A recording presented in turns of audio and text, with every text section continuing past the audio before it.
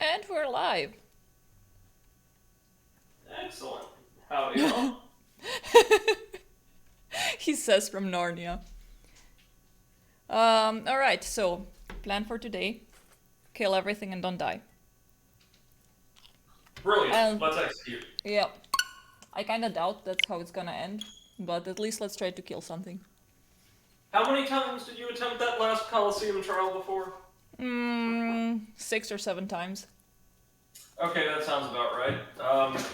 You're having the same experience I did. Yeah. Did you get, I think, the secret pale ore in that area? I just got the one from, like from defeating Zote, I think. Okay. But I already have the maximum strength of the... it's not one of those then. You get something else. Never mind. Oh. Do you want a goodie before we challenge Yes. the Colosseum, or do you want to burn this goodie. down? Shall I direct you? Yes. Let me just go... Have a get look my- around the hot spring. Wait, just... I want this to... There we go. The hot spring. Yeah, so to the other side of the Waiting room. waiting room.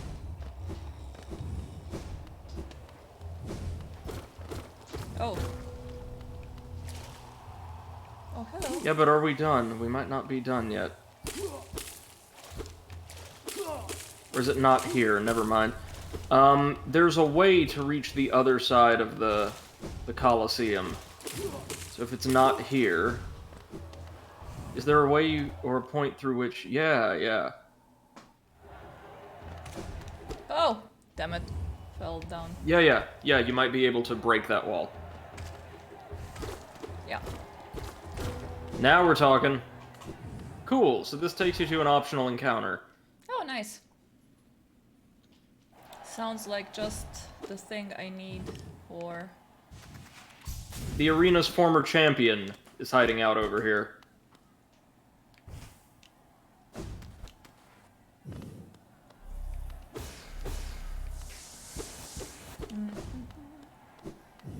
Well, good thing he's a former champion.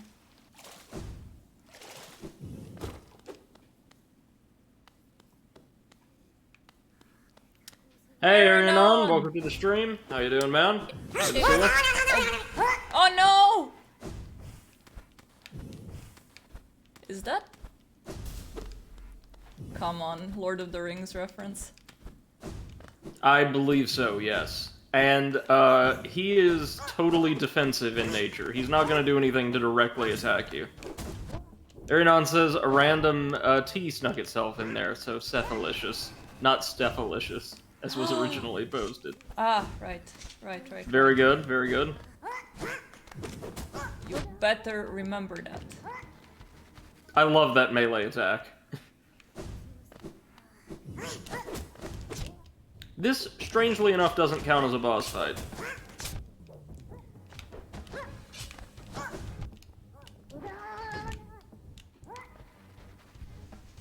Easy now, Seth. He's more resilient than you would think. Arianon says I was kind of happy with how my Halloween costume turned out. It Oh, yes? looked awesome. Though, how did you make those horns?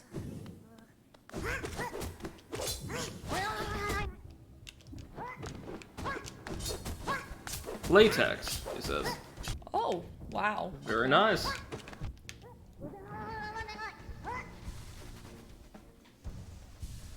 How much health does he have?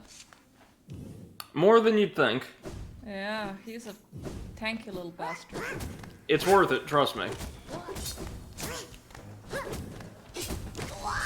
Oh, okay. And what did he drop? A simple key. Yes, that's it. Now I think you can use the gate in the upper left-hand corner to get back to the arena easily, or do that. Arianon said I also did a friend of mine's zombie makeup. Ooh. Oh, very nice. King's Idol. Free money? That I need. Oh yes. If we're going to get the unbreakable charms from Divine, it's gonna cost us a pretty penny. Most other upgrades in the game are eminently affordable, not hers. So why did I get a simple key? We'll need to unlock a simple door at some point.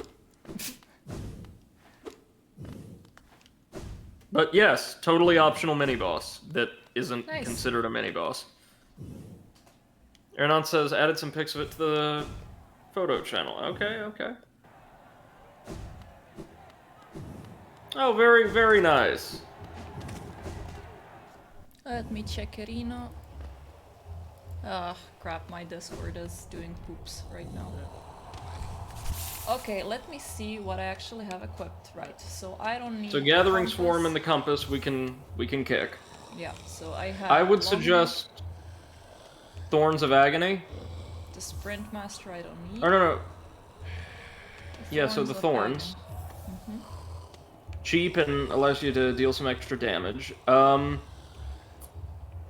on, those nail badges in the second row near the right hand side. What do they do? This one? Quick Slash. You might actually want Quick Slash.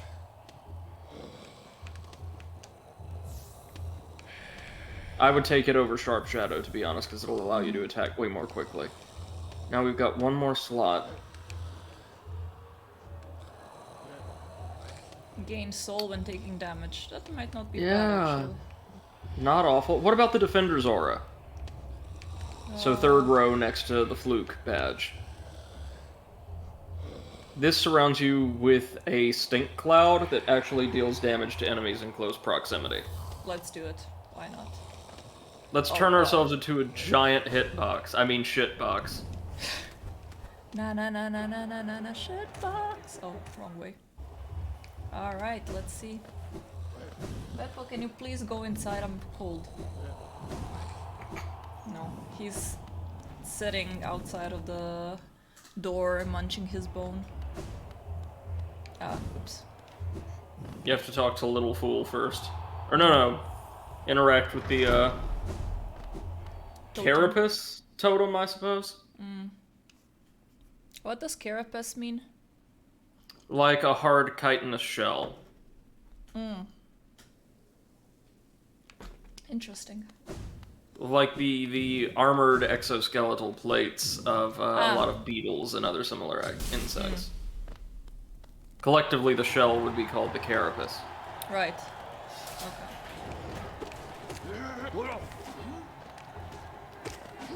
Okay, just some regular fools here. I like the Colosseum unique enemies myself. They've got really cool visuals. Yeah.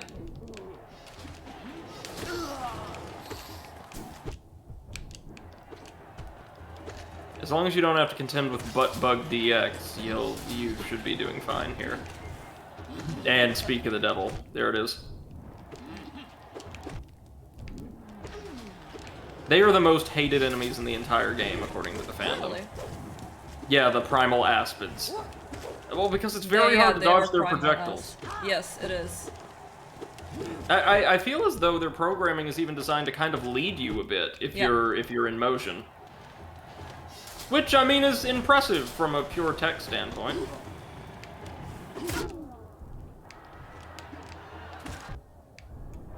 So, in my experience, it's beneficial to, like, wipe out flyers just as soon as they spawn. Yeah.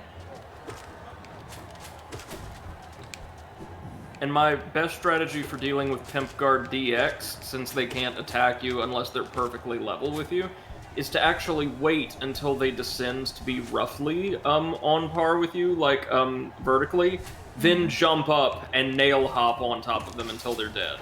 Right.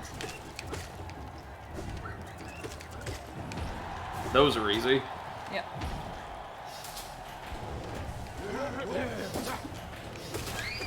Oh god. Hold on. I'm actually going to be doing something with my windows here really quickly because I want to keep track of where you are in the trial. Spiders! Oh, I love these guys. They're great. Death Loodles, they're called. So you're in Wave 5 right now.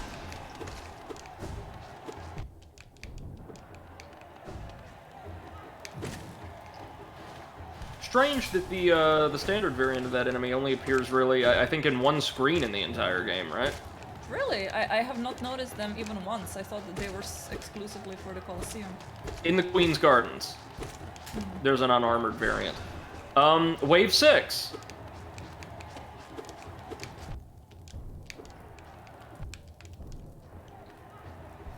Do you think the charms or that I suggested have been of any help so far? Yeah. The Wave Thorns 7. of Agony, especially.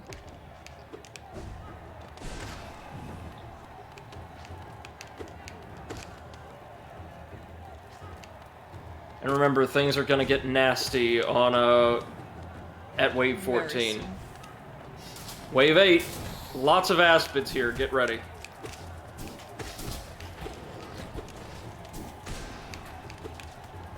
Good shit.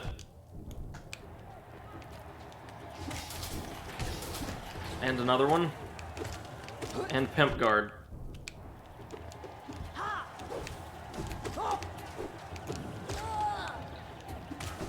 Good stuff. Very good. That additional nail reach bestowed by the long nail and Mark of Pride is very useful, isn't it? Mm. Here comes some Garpedes. Get ready. Dodge, dodge, dodge. That's pretty easy, right? Yeah. It's just like one more round of guards, then it'll be time for wave 9. Let me know if you don't want me calling these out, by the way. It's fine. Motivational? Kind of. Shit. You're over halfway there.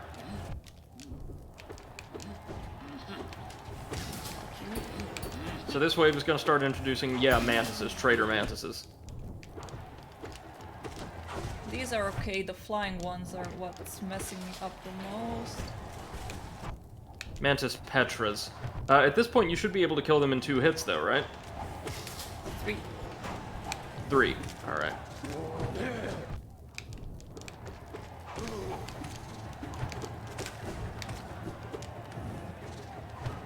Just wait for it to attack, and then punish as you can.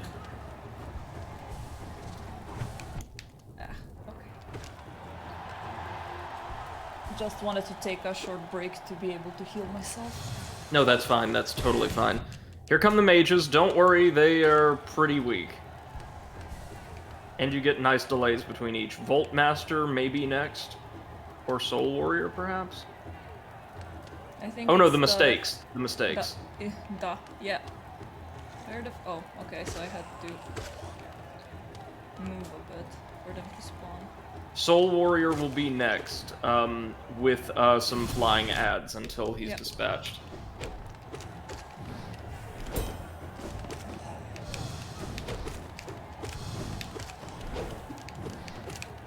I love this guy. I love his simple little moveset. Okay, great job. Wave 10. Get ready for lots of mages, including Volt Twisters, which don't appear anywhere else in the game. Though they fight kind of similarly to Umu.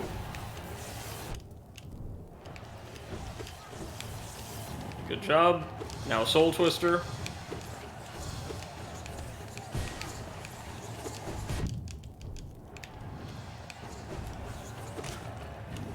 Next should be 2 Volt Mages in a row. Good, Seth. Very good.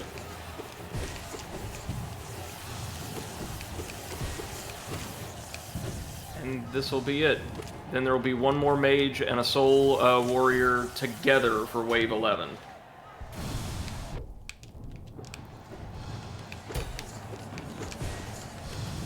We're almost to the tricky part now.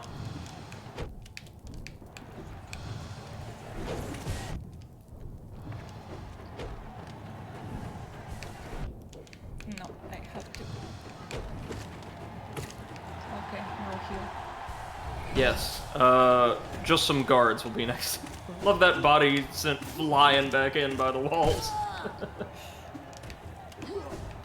And a pair of Molochs will be next, so do be careful. These guys are pretty durable. Okay.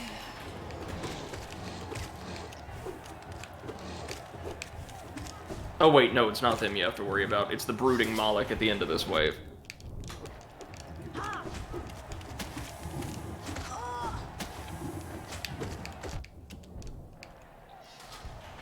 Heal, because this one's gonna be kind of nasty.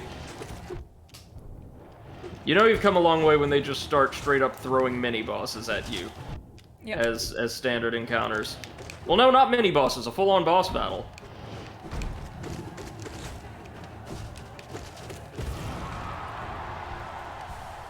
Okay.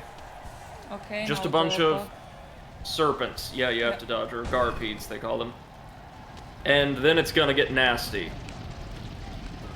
Floor's gonna be inaccessible, and you will have to fight scores of squits and aspids with the occasional Pimp Guard DX. Great. Love it. Okay, so we're gonna have a guard and 2 mosquitoes. Or squits, in the game's terminology. Good. Aspid and a mosquito, yeah. Now a mosquito and a mantis.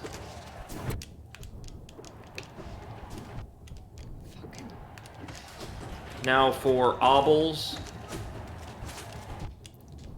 No. Shit! Good run, though. Good run. Yeah. Because after that, all you have are a pair of winged guards, then 2 more mosquitoes, one at a time, and then you have the floor. Again, I think. We'll be able to do this. Yes, of course you will. Good run, Seth. Yeah, Arianon says great job. I agree. This is really hard, so you're doing super well. Nice. Do you want to maybe can you recharge your soul by going to the hot spring? Well, not now. Yeah. Maybe I can, yeah, I have not checked that out.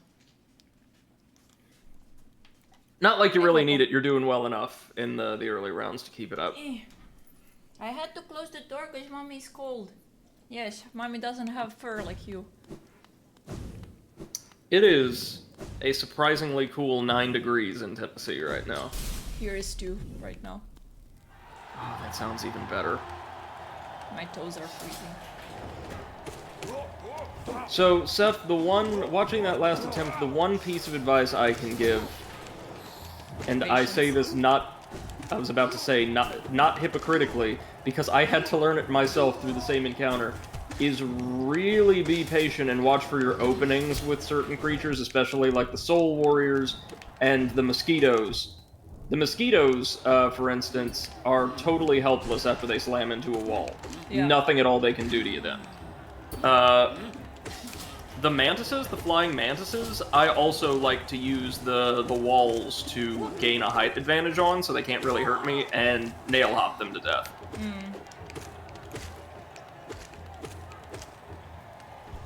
Ah, crap, I thought you're... Okay, here's that. No, the poop finished him off. Oh.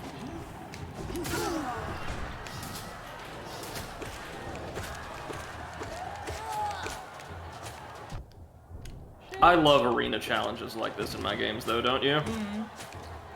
Yeah. Especially when they include all new content. Yes! I was gonna... Oh.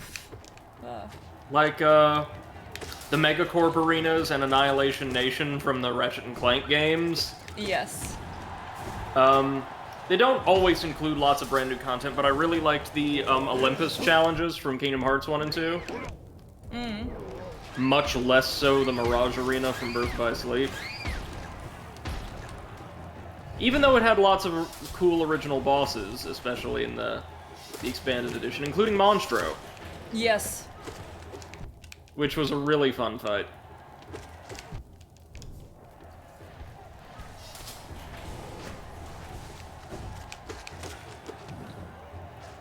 I'm not sure if these spiders have like predefined pattern where they're running, or they're kind of like going towards me.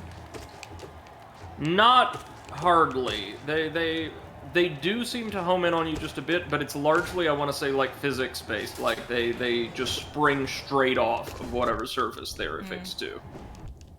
Well, maybe I shouldn't say physics-based, because it's not, like, governed by any particular engine, but they just kind of throw themselves off, see? Right. And very vaguely aim towards you, but... Oopsie.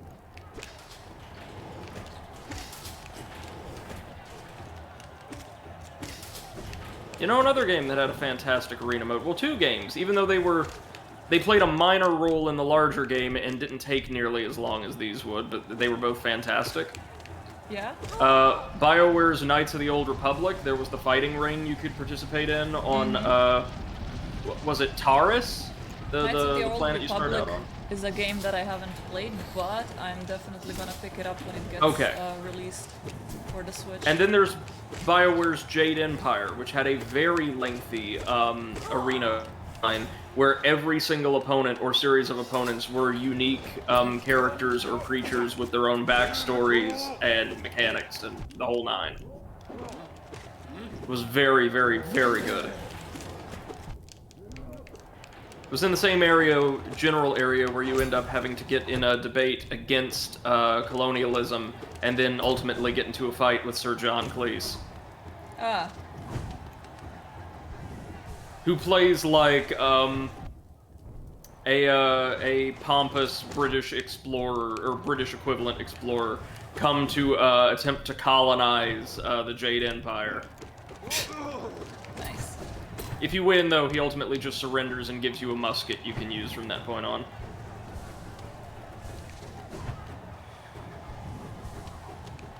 Which I didn't, because in Jade Empire early on you can get your hands on a sword, and the sword is a broken weapon.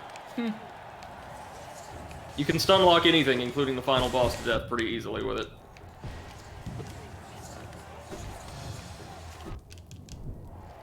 You're doing really good so far, Seth. You've done, I think, a lot better at dodging overall this time around. You're getting in the groove. Mistakes would be spawning together with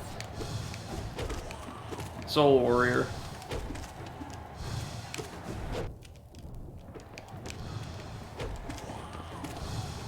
I love that the stank manages to cause creatures physical harm in this world. Yeah.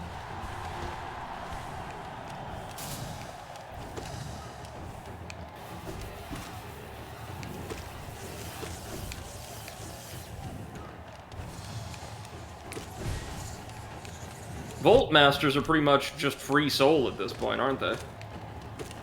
Yeah, if I manage to do it fast, because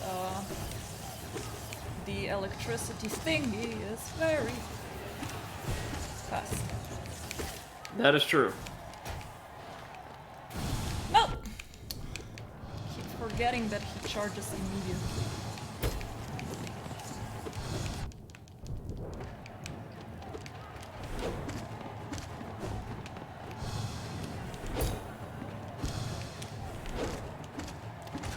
Sorry, puppy. What's she doing? Oh, she wanted to go out? Yes. Well, she wanted to get back in because Beppo didn't let her get in. Out of the way, out of the way. Oof. That's okay. My stank killed it. Molochs are coming.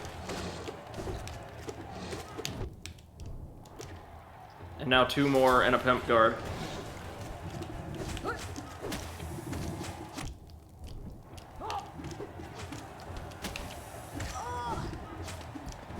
Shit! Come on now. Get out of the center, get out of the center, here it comes.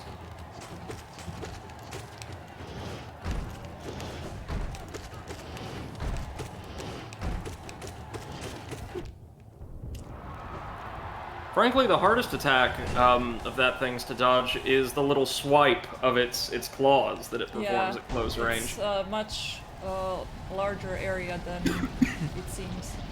And there's also no telegraph. Yes.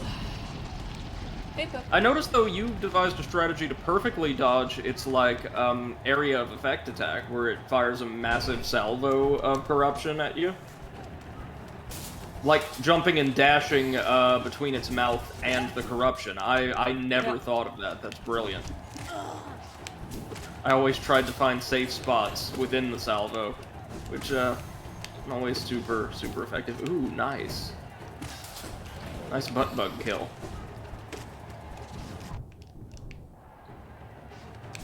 Oh, I thought he was dead. Here come the obbles. Okay, Seth, this is, I want to say, your second to last challenge, or one of them. Shit! Take it easy. Take it easy. Oh. Okay. Maybe feel free to use some soul bullets while you're up in the air, because you can't use it to heal. Use your spells, maybe, like that and the soul scream. What was the soul scream? Up and A. Up and A, okay. Let me see if I can now go to this thing. Does it? No. Doesn't give me shit. Oh, it does. See, there you go. Brady won't lead you wrong. Sometimes. Intentionally. At least not on purpose. Yeah, not on purpose. You know what I was thinking of? Wait. Trading this one for... Oh, no, I need two. Never mind. Maybe I wanted maybe to try the one that does damage on dashing. It does some damage, but I don't know if it would be more than our two defensive badges combined. Yeah. Alright, now it's gonna be better. Yeah. I'm gonna kick its ass. Just don't be afraid to use those spells during waves 13 and 14. Mm-hmm. Or no, sorry, I think it was 14 to 16. Never mind, I don't know what I'm talking about. And then I'm looking at wave 17, like again the super long gauntlet of standard enemies leading up to the boss, and it's nothing you haven't faced before.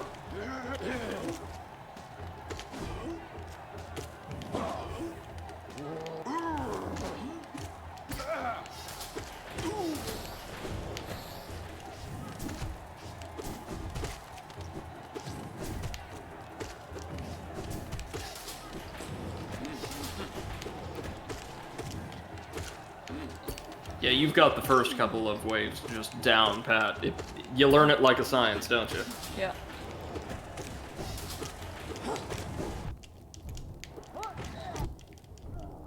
This is probably gonna be the hardest thing you do all day. Unless you complete DLC 2 today, which is a real possibility.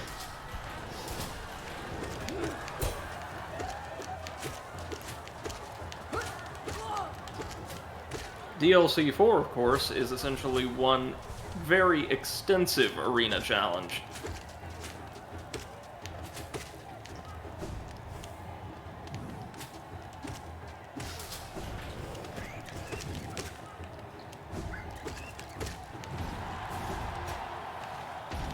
Okay, next, I'm ready. Just the fatties. That's the way. Oh. Enthusiasm.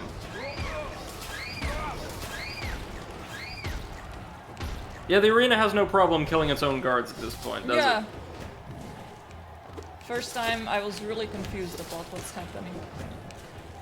Love the wave where they just spawn two of the sickle-throwing pimp guards, or chakram-throwing pimp guards, onto the floor, and then immediately impale them on spikes.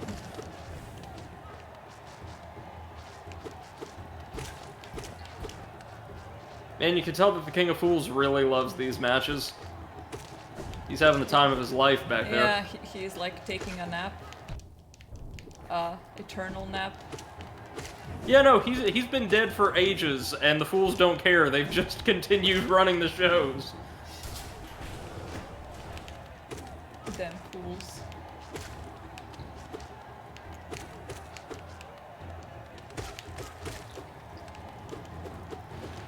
I don't know why, but for some reason this area reminded me more of Glitzville from Paper Mario Thousand Year Door than anything else. AKA the chapter where Mario goes undercover in a secret, corrupt fighting ring. because that's a thing that you do in a Mario game. Man, the classic Paper Mario games had the best, like, plot hooks. They were really There was the weird. time when a detective penguin enlisted Mario's help to solve several mysteries plaguing a train for the rich and famous. No! Damn it. The time when Mario had to invade an alternate dimension to fight a Shy Guy military junta that had stolen all of the Toad's toys. Classic Mario.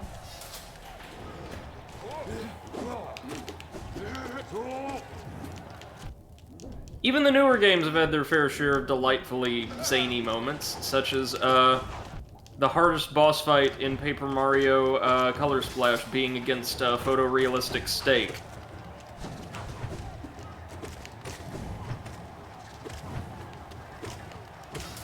I will not be ashamed to admit that I died against steak more than any other opponent in that game.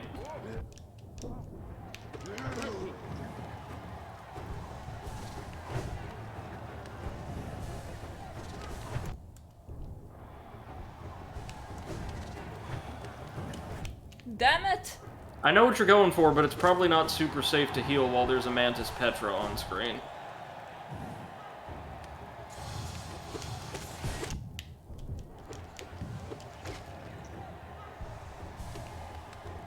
You got plenty of time, the mistakes are next, yeah.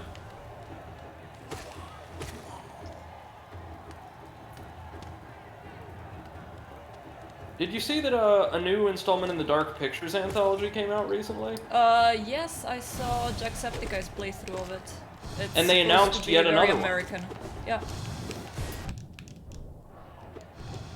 People have generally liked those games, I understand. I mean, I like watching people play them. I don't like playing them. Yeah. I mean, like, as a narrative experience, apparently they're pretty good. Yeah.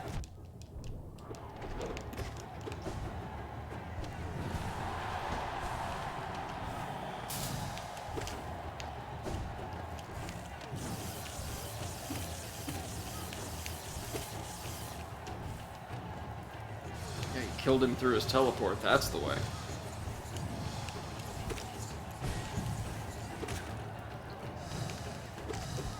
Shit.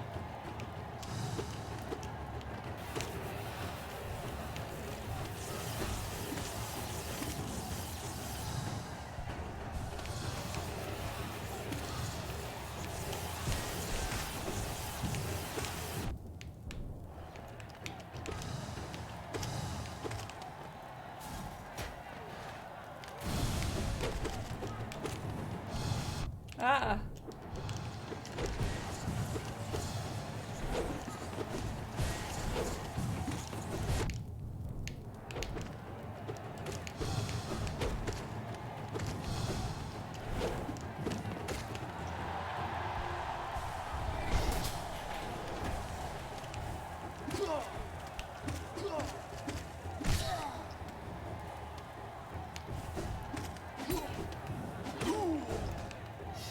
Now demolish.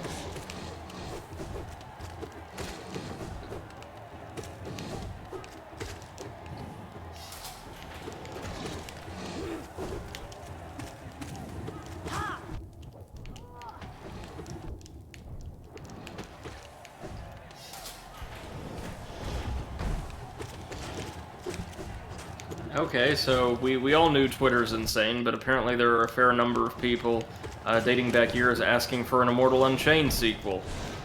Poor souls. Sorry, what? Why? Maybe it's a gag gift for friends, who knows? Yeah. Okay. Ooh, full health. There we go.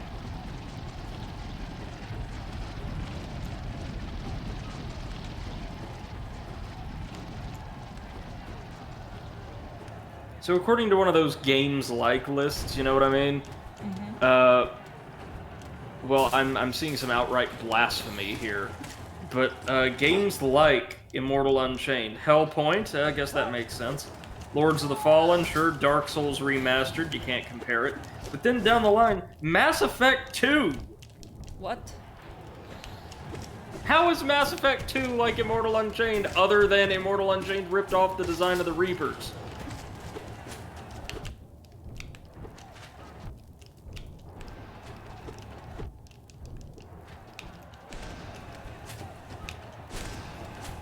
Pray for them. They know not what they do.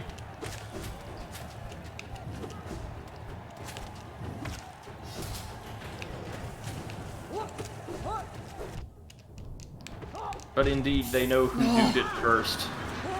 Who duded it? Who duded it? Alright. I'm getting my soul back. That was a good run, though. You got closer. Yeah. A little bit closer.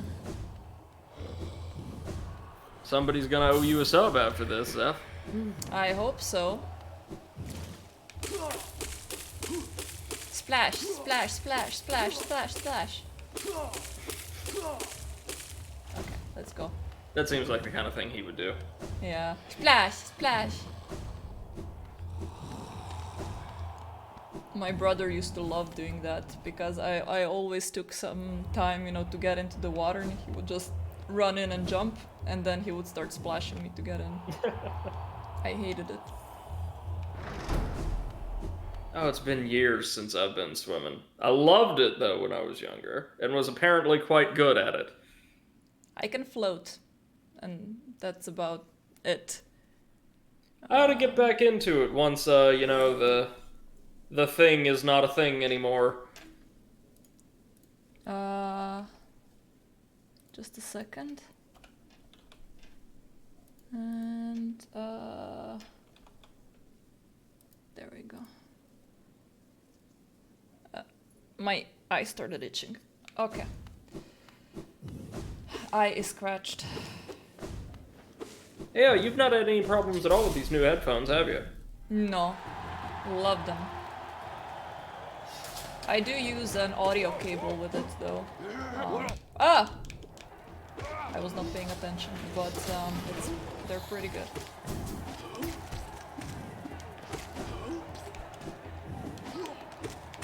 And I can use them for outside when I go with Beppo for a walk, so... Yeah, they don't seem very cumbersome. No, not at all. And they're not heating up, and noise cancellation is awesome.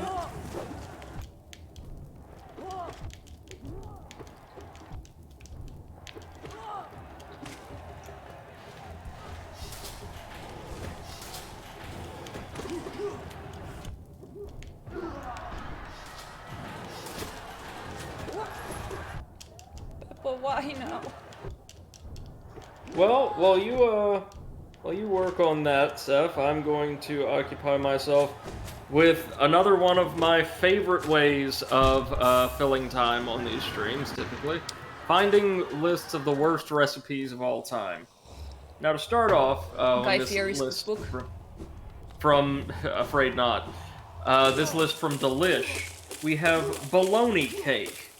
Just massive layers of bologna with mayonnaise frosting and, like, detailing, like, decor made out of, like, yellow mustard. Lord almighty. I love meat. I love mayonnaise. I'm a huge fan of mustard. Not but that sounds like, A, too much of all of those, and B, a recipe incorporating bologna, which is like the lowest form of meat. Yeah, the lowest form of meat. You're not worthy of calling yourself meat. Like, I mean, lots of people make fun of tofu because, you know, it doesn't have the most flavor and the texture's a bit off. But Yeah. if you marinate tofu in something nice and flavorful and spicy, it retains that flavor so well. Like, I would take tofu over bologna. Yeah. Yeah, I would take tofu over bologna also. Next is avocado spaghetti with red rice.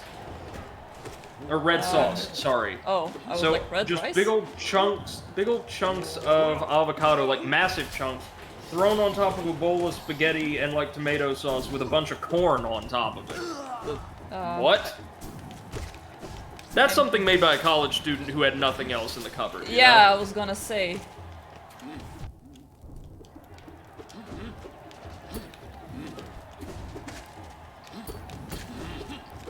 and this might be a slightly unpopular opinion, but I can't stand, like, the flavor of completely undressed, unprocessed avocado.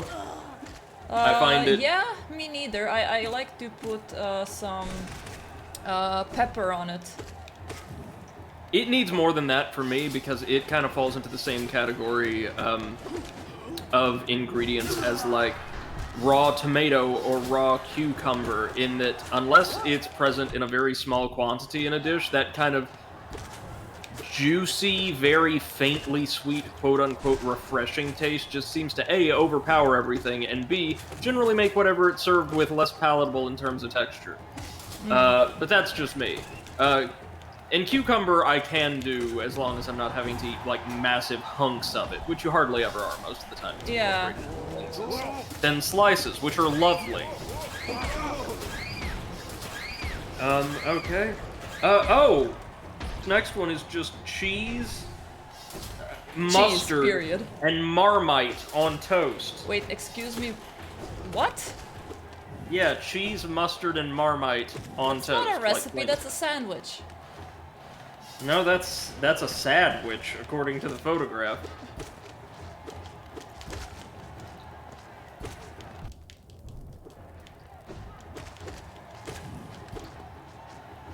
That sounds terrible. Oh, there's an entire Reddit dedicated to terrible recipes. Oh my god, it's called Shitty Food Porn.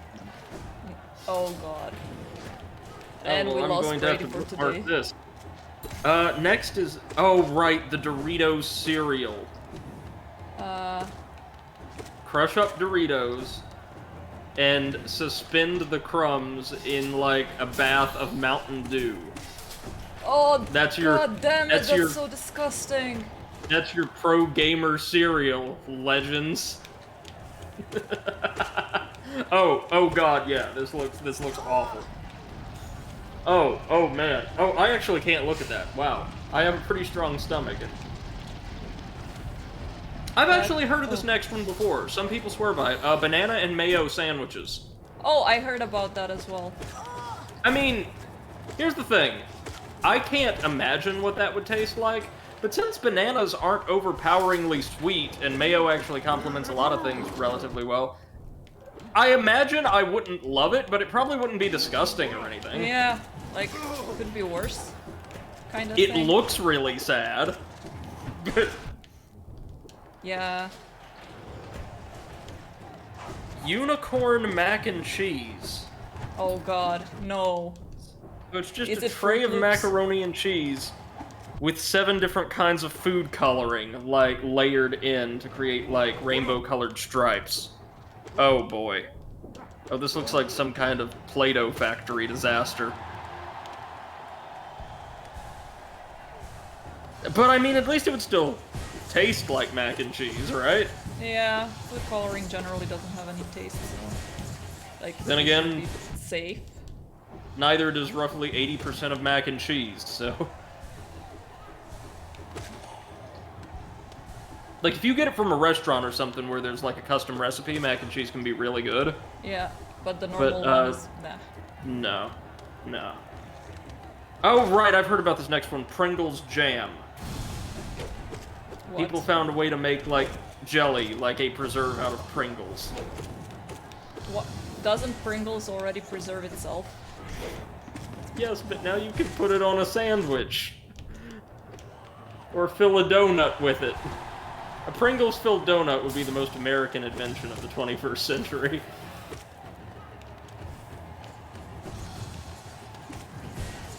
Well, this next one doesn't sound awful. It's, Oh, okay, I'm reading a little deeper, okay. Because at first, it just appeared to be ground beef mixed with, / seasoned with sour cream. And I thought, well, you know, there's nothing wrong with that. Yeah. But it was also mixed, apparently, and it's just served on top of totally bland, doesn't even look like properly cooked pasta. This looks like some McKay's pasta. But in addition to the sour cream, the beef in question was mixed with dill-flavored cream cheese. Yeah. Okay. Yeah, okay, that doesn't sound great.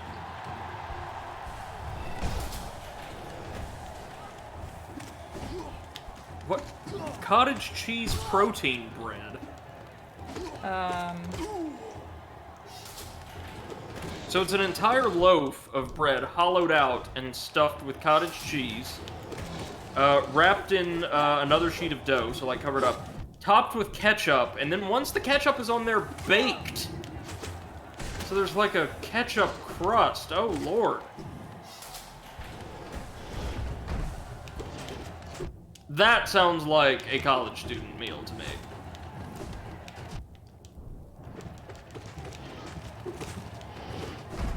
Oh, people have pureed spaghetti as well, apparently. Alright. A what spaghetti? Pureed. What's that?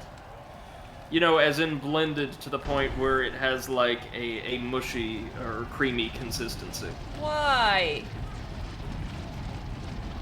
That kind of sounds like something a kid would make just to, you know, pretend to be cooking. Okay, there we go. Aerial combat. Let's go. You got this.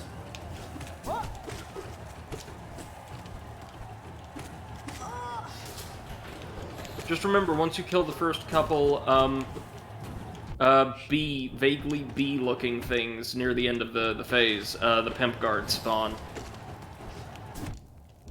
And don't be afraid to use those soul bullets and other spells as necessary.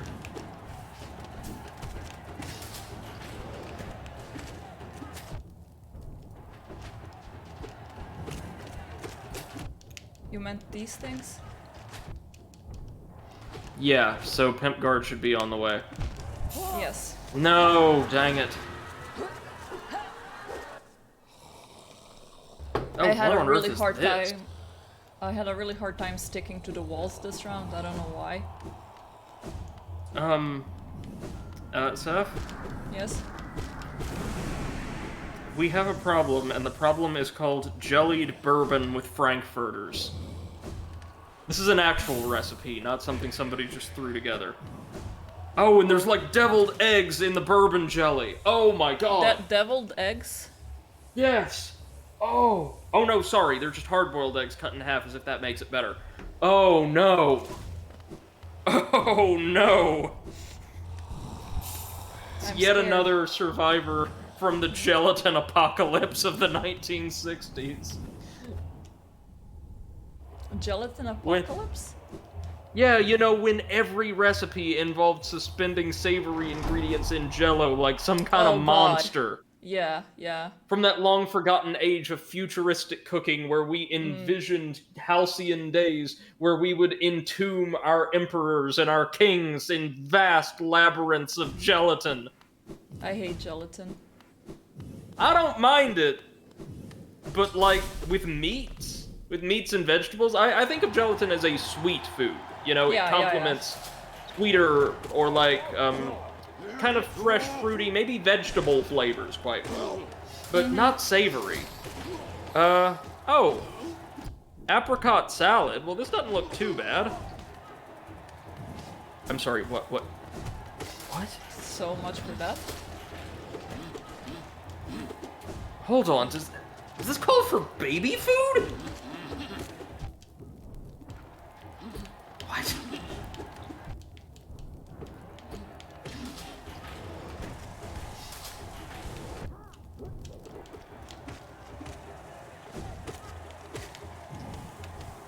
Oh my god, it calls for baby food. Apricot baby food. Like, with a bunch of other ingredients just kind of... And Jell-O, of course, solidified into some kind of friggin' brick. Okay, cocktail spreads. These don't sound too bad. They're cheese balls. You know, like the cheese spreads that you can rake crackers and the like through at parties. So how did they ruin it? Well... one of them should be coated or topped in chopped parsley. And the other one should be coated and or topped with dried beef. I mean, the beef version doesn't sound terrible. Yeah. But the parsley, like just cheese and parsley on like a little cracker or crouton or something, yeah, that doesn't sound super appetizing. Doesn't sound like one of the worst recipes, though. Just not something I would eat. Yeah. Fruitcake slices.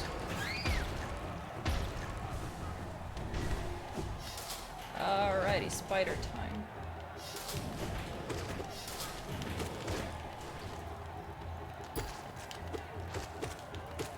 Scandinavian Sandwich from an American magazine published in 1972. This ought to be good. Is it a fish in bread? No, it's a...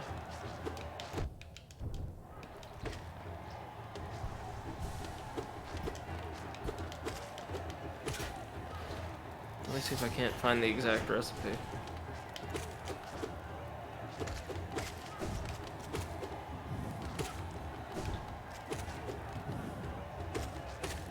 Okay. So you take an English muffin, you split it, then you put it in the toaster, and top both sides with butter and mustard.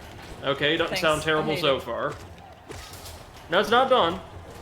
Then, you're gonna put bologna on one of the sides. Okay, yeah, now Yep. I'm out. Then top that with a quarter cup of green beans and tomato.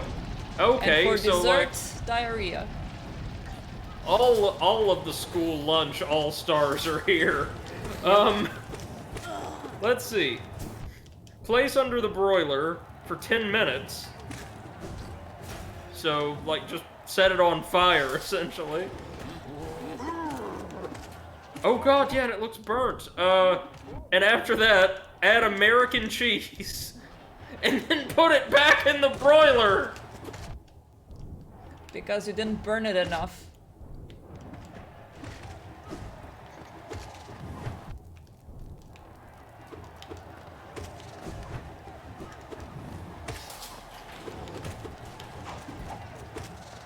Okay, that sounds awful, honestly. It has nothing to do with Scandinavia.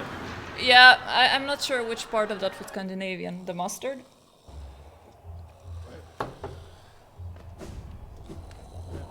See, back in those days, I say back in those days as if it doesn't still happen over here, Americans would just, like, throw a bunch of random shit together and be like, ah, yes, this is a beloved cultural tradition from X or Y place. Did we ask anybody from there? No, we don't care. It allows us to upcharge for it on the menu, though. Yeah. Okay, that was pretty bad. Triple play warmer. What? What?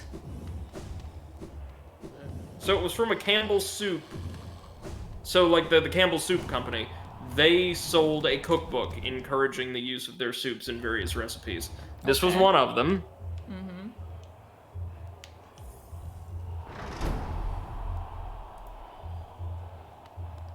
Do we hate it? Hold on a minute, I'm getting there.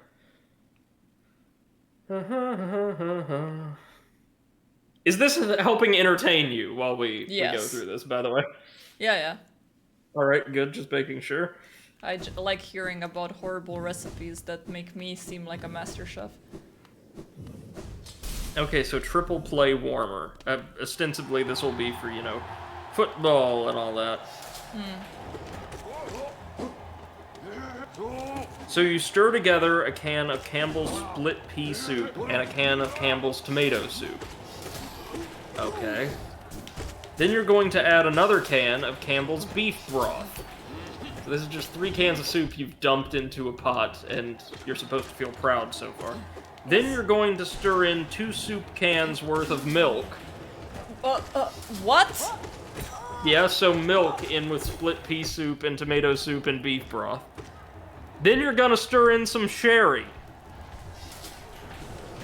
Like, just some alcohol, because you're gonna need it. Then, you heat this up with the milk in there!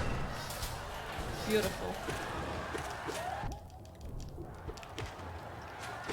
Oh my god.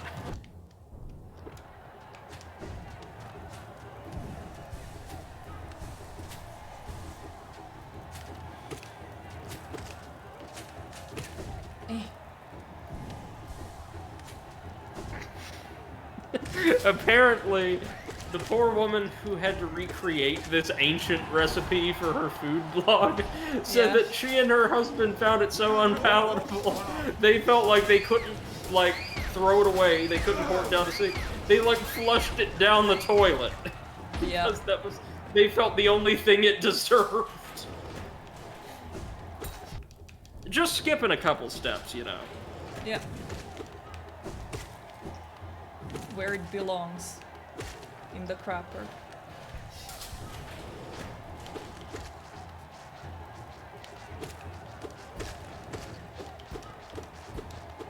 Salmon rice casserole. That one just sounds a little weird. Oh no! Oh no! Oh my god. Yes? Hold on. Oh sweet Jesus. Seth? Yeah? The name of the recipe is jellied chicken.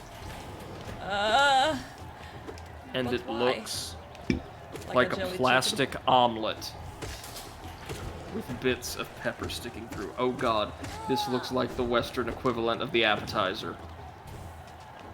Oh no. Oh no. From a cookbook titled The Blender Way to Better Cooking. Oh god, was it then when the blenders just came to be and everything needed to be blended?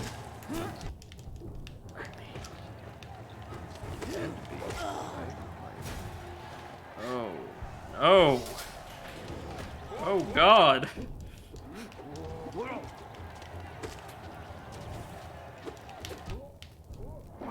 me see, hold on.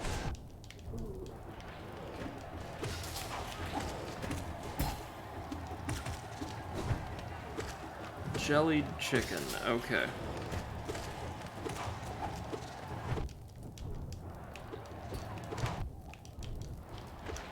Ah, so guess what? It's an old recipe, Seth, so guess what ingredient number 1 is?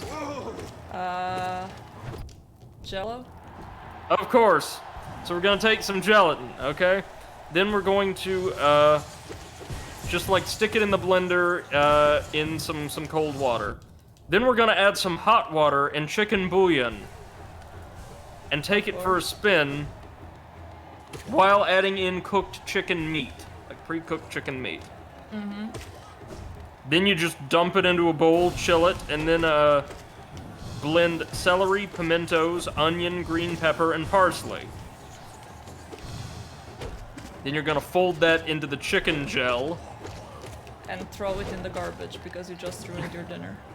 Freeze it into some kind of fusion gel, and then serve it to a family whose hatred for you grows with every passing day. With every passing meal.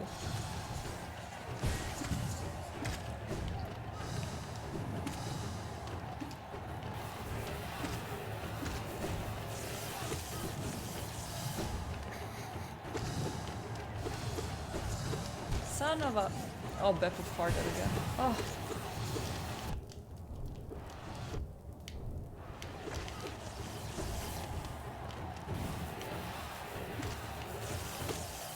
Oh my god, this recipe was developed by somebody who ran a professional test kitchen.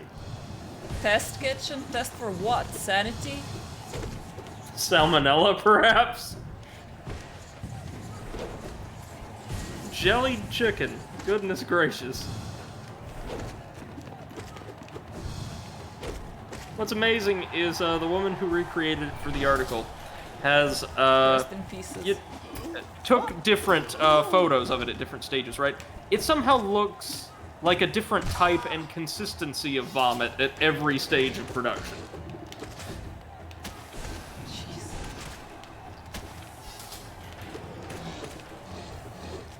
Okay, so jellied chicken was a thing. What else we got here? Vienna sausage shortcake. Why? You know, Oh, no, some of these recipes just make me want to ask why. Well, this looks like something you would find in the back of a rental car. Oh no. Oh no. Alright. Vienna sausage shortcake. What do we have? Hi Gondex, how are you doing? Hey, how's it going, man? Yeah, she's doing super well, isn't she? Yeah, until the aerial combat fucks me up. It's okay, you got this. Just don't be afraid to use your soul bullets. My nose is itchy and I can't... Oh, no, wait. Okay, Let's I had see. a second. The Vienna sausage shortcake involves baking a batch of cornbread and simmering cream of chicken soup, cheese, green beans, and Vienna sausages. Why?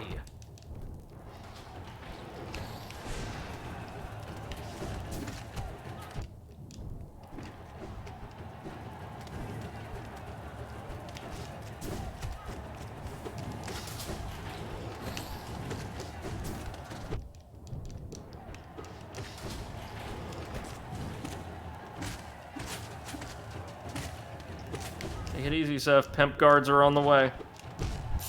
That's okay. Nine. I'm gonna suck before that.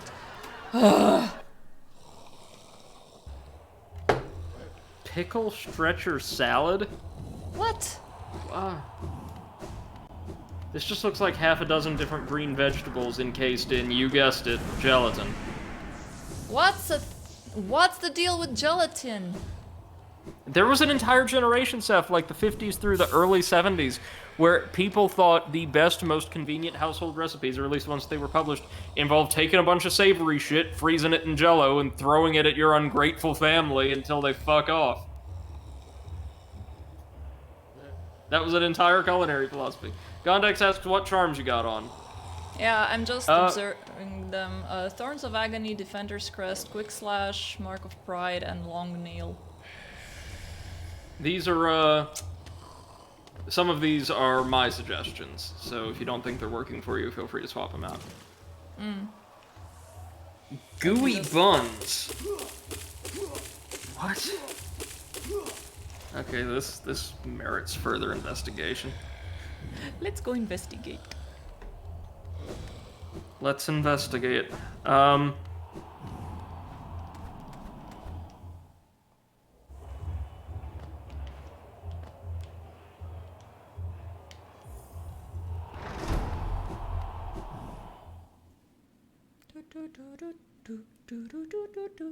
Okay, next round. Oh, I forgot to. So gooey buns. You're gonna grind. Oh lord.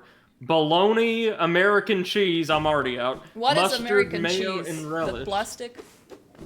Yeah. Okay. I like it how they're precise. Don't waste good cheese on this. Use the plastic. Grind bologna, American cheese, mustard, mayo, and pickle relish into a paste. Spread inside of a buttered hot dog bun. Wrap in foil and place in the oven until the buns are nice and stale. Nice and stale? You know what I mean. Like, they would say crisp or toasted, but according to the article of the poor person who had to recreate it, stale. That's awful. I feel sorry for the cook.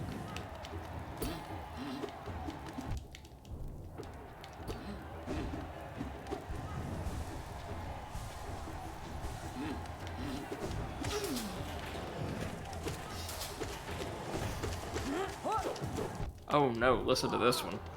Take a French roll, spread with, like, deviled ham, so like potted meat. Then you're gonna cook a green onion omelet in bacon fat and put that on top of the French roll topped with potted meat. Then you're gonna put tomato on top of that, and then you're gonna broil it.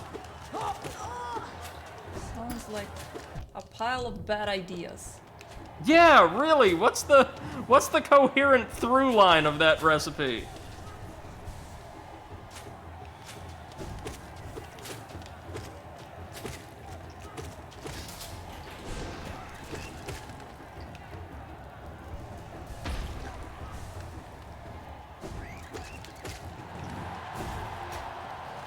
Okay, now I think it's the two fatties. Yeah. Two fatties Prune with whip? What? Prune whip?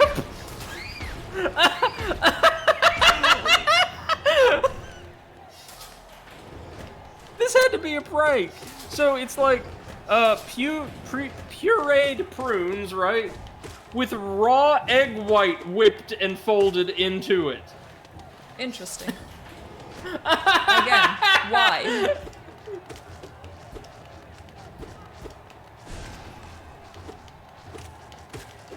Asparagus macaroni loaf. Yeah, that one just looks sad.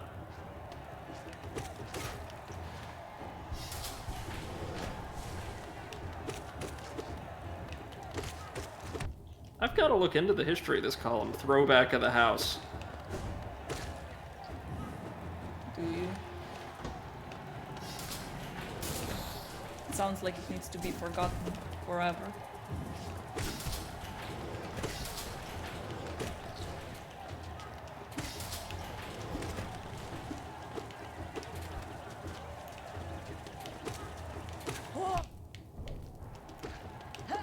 Hi, Nick.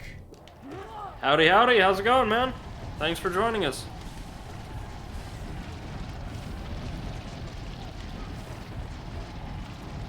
That is an amazing emoji. It is. It's very cute. It's a chilling kitty. Like there is any other kind of kitty.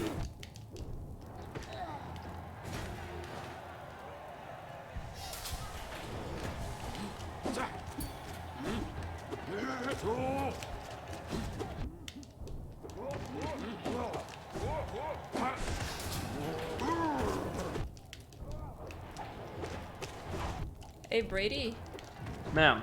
what's the plural of mantis? Mantises. Not mantii?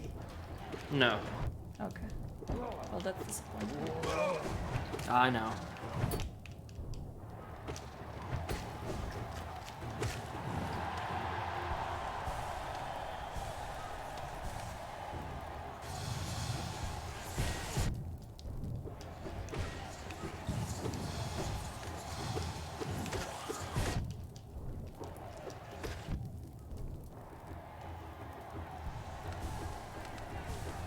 Hey Brady, Ma'am. is the plural of anus ani or anuses? It's anuses, but anii is more fun. Okay. These are the kinds of questions I'm going to have to get accustomed to answering from my students.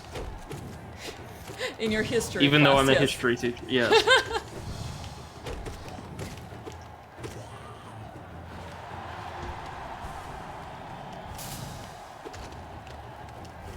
Okay, let me see what exactly this this column has.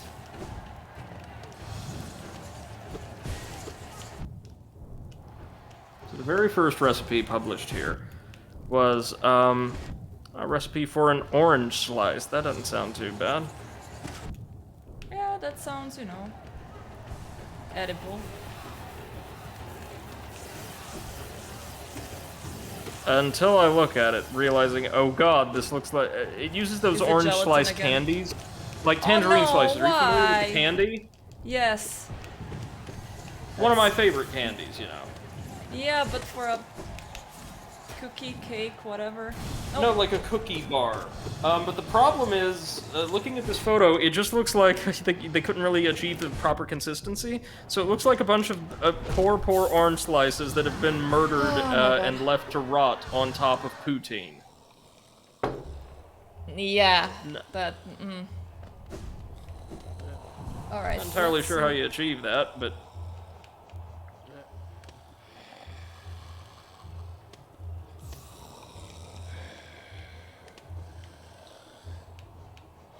You know what? I am gonna swap this out. Wait. Oops. Wrong way.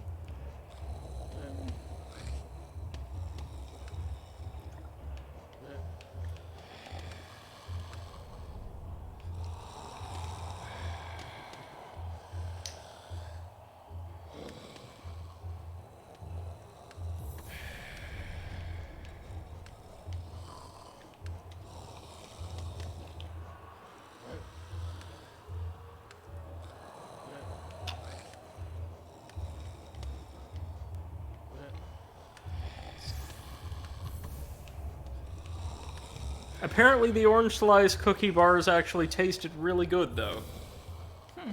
Alright. Ah, there you go. You've got Markarth's shield. Yes. That thing. That might help. We'll see. I mean, at this point I have nothing to lose, so let's see if I can find a way to cheese it. Next article in the series is titled "The Cold War on Cheese." Where's the cheese? I asked for extra cheese. Where's the cheese? Damn it. You sound way too much like him. That makes me very, very frightened.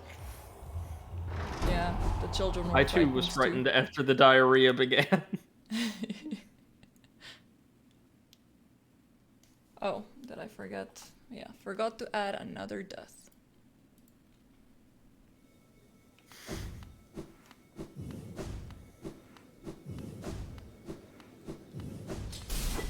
Alrighty, let's go.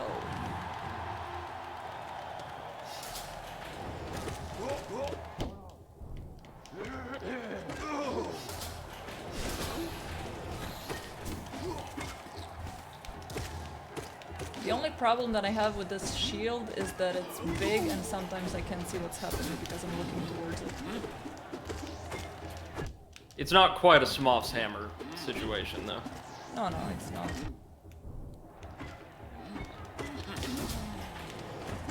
Did you replace the thorns with that? Yes. Okay. I mean, it does deal a little more damage, I think.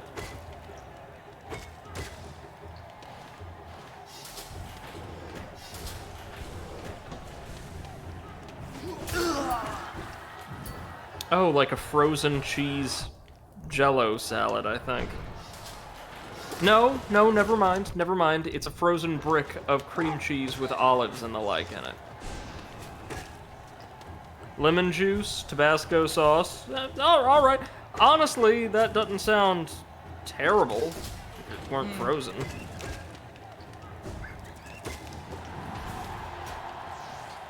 Okay, now the fatties with the birds.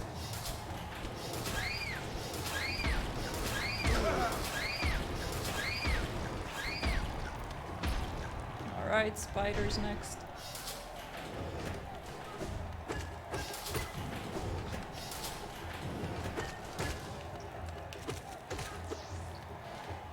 This is probably the easiest series of phases in the entire event, isn't it?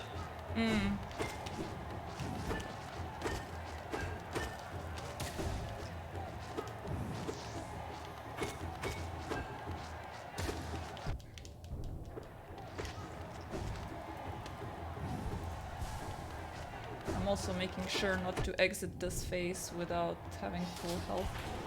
Smart. Because I have plenty of time to heal with these things here.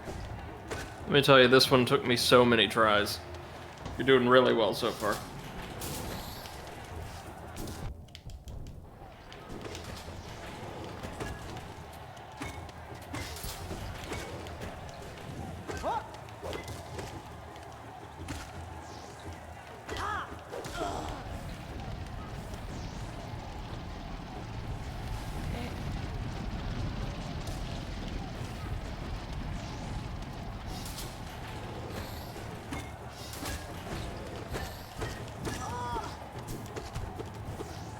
Oh, okay, I can deflect them. Didn't know that. Oh yeah.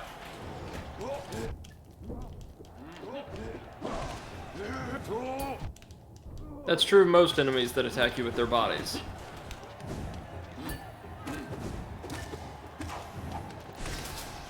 Oh no, pickled cheese soup. This is gonna be an interesting one. I like pickles, I like cheese, and I like soup. I'm not sure how I feel about all three of those together. Well, I've had like cheese soups before, haven't you? Yeah. They're okay. I don't know that I've Just ever okay. had pickles in soup, but I imagine they wouldn't be bad. But all of those together, that sounds like something that's gonna taste very sharp.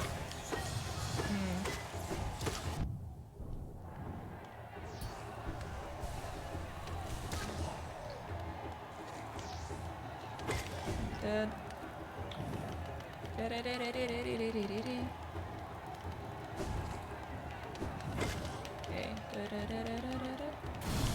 Oop.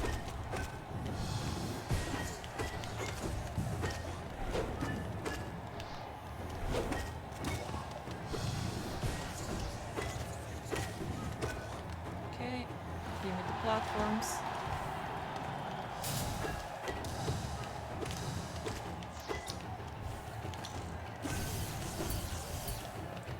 Oh, I even got an essence for that one. Are essences a random drop from striking down enemies? Yes, they are. You'll only ever earn one at a time, though, so it's not a viable means of collecting more. Yeah. Really, you just gotta kill those dream bosses. But hey, thankfully, the DLC introduced at least 3 brand new ones. That's nice. No! I don't know if you get any essence for killing the Nightmare King, though. Probably not. Not like it matters at that point, anyway. Did you fight the Warrior Dreams in Deep Nest and Kingdom's Edge? I'm not sure. I know that I fought some. The one with the scythe that bounces all around the arena, and the one with the shield? I think I did. Okay. We'll be able to tell once you get to Godhome if there's any bosses left. Oh, okay.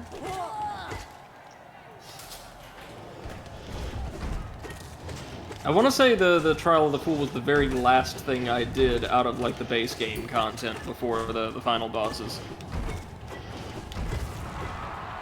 I think It's tough, also the no last doubt. thing for me. Not sure what else I have.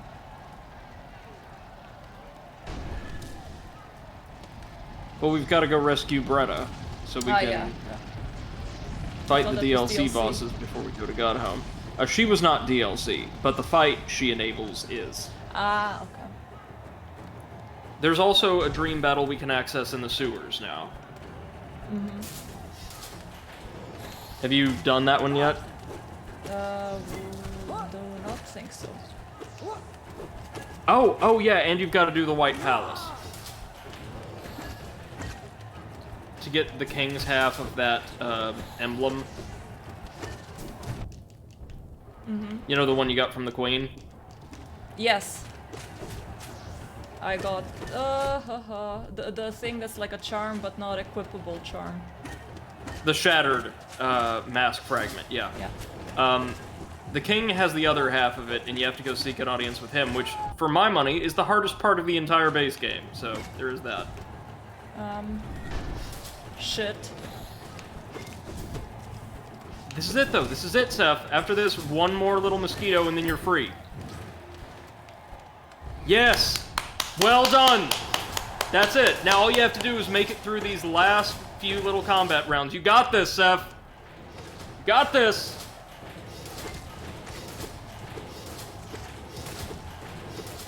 This feels kind of like confetti going off all around you, doesn't it? A bit, yes. Like, yeah, you made it! Woo! Okay, let me heal. Okay, now it's just gonna be non-stop guards and mages, okay? Oh, okay. A couple mantises will drop in as well, like so. Nothing you can't handle, though.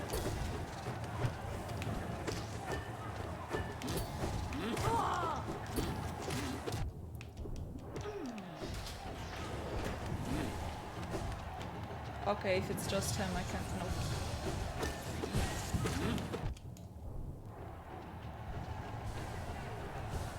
Okay, is that it?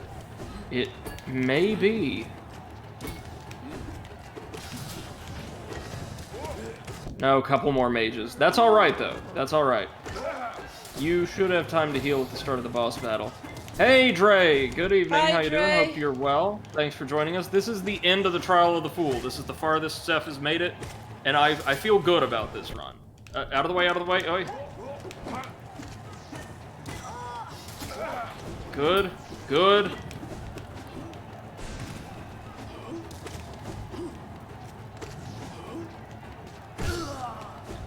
Yeah, just leave the swordsman and you can heal. Or not. Heal, Now I heal, can heal, heal. heal. They're cheering, so I can heal now. It's boss time. Yeah. And it's coming right over here. So Oh, hello. all you have to do is kill the large one.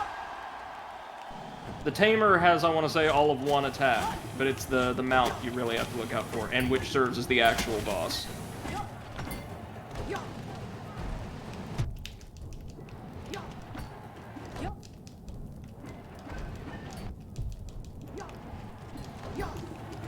Don't think you can just burn it down. It's not quite that fragile.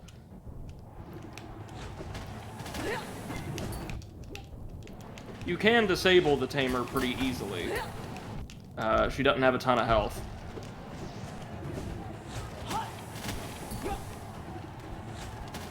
Very good. Ha! Careful, careful, careful.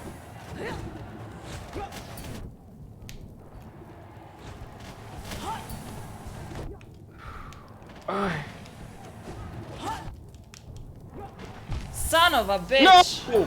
No! Oh! Damn it all. How much health does that thing have anyway? Let me see.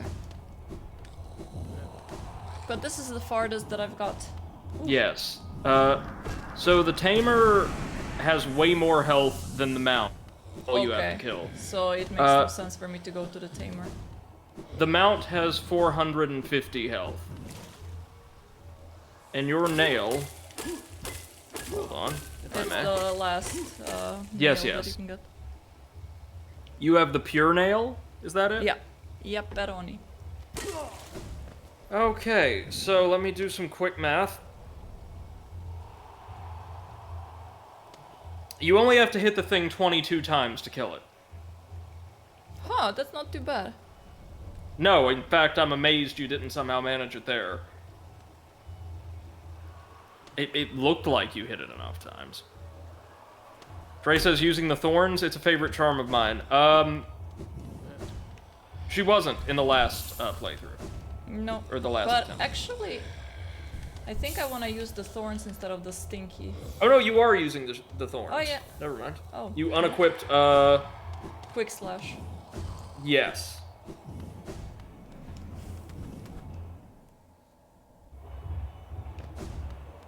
The Doing shield as seemed much to help. damage.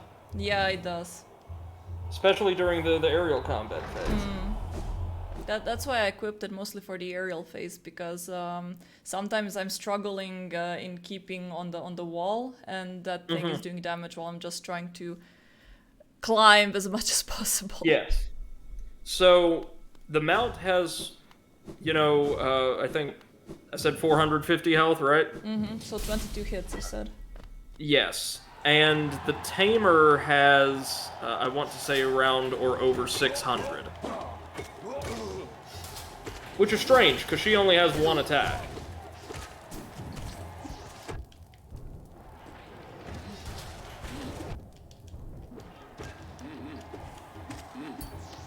The shield deals quite a lot of damage compared to the aura and the thorns as well.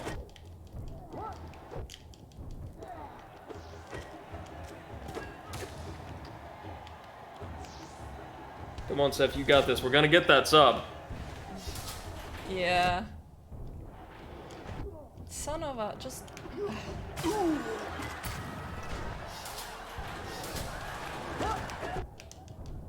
I don't like it how the audience is laughing at me. Yeah, trust me, I've been on this platform for about a year and a half. I feel the same way. Like, stop laughing at me. It's not like you can do any better. If they could, they'd all be spamming that emote of the bearded man laughing. Yeah. Fucking Twitch trolls.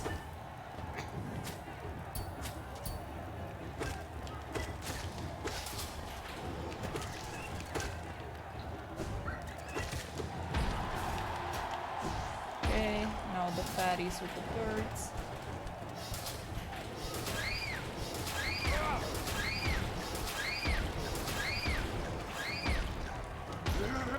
So wait, seriously? This one survived? I mean, Yeah, they do have quite a bit of health, so they could take a few. Hey, Eclipse, good evening. How's it going, man? Hi, Eclipse! How you doing today?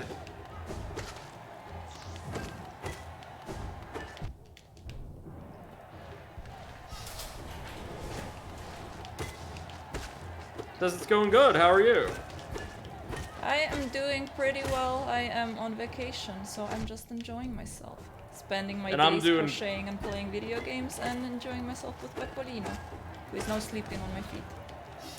And I'm doing great, man. I received clearance to graduate. My thesis defense went swimmingly, and apparently if I want to go study under the indigenous expert I brought on to read my thesis and who I was super terrified of, he was so impressed, apparently it should be really, really easy for me to get into that program. So, I am like Seth, just relaxing while I wait for the paperwork process. Yeah, too bad that you're gonna come to Germany to study further.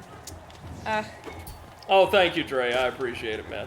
And yeah, no, I very well may. Certainly, if I don't, like, end up going to Europe to study, I may end up over there teaching once I'm done. Mm-hmm. But Or, first, you need to come for vacation. Yes. Given my specialty, though, there's a very good chance I could end up in the islands. Which islands? The Pacific Islands, like Hawaii, not, nice. not the car rental islands. Yeah, I was gonna say, like, what?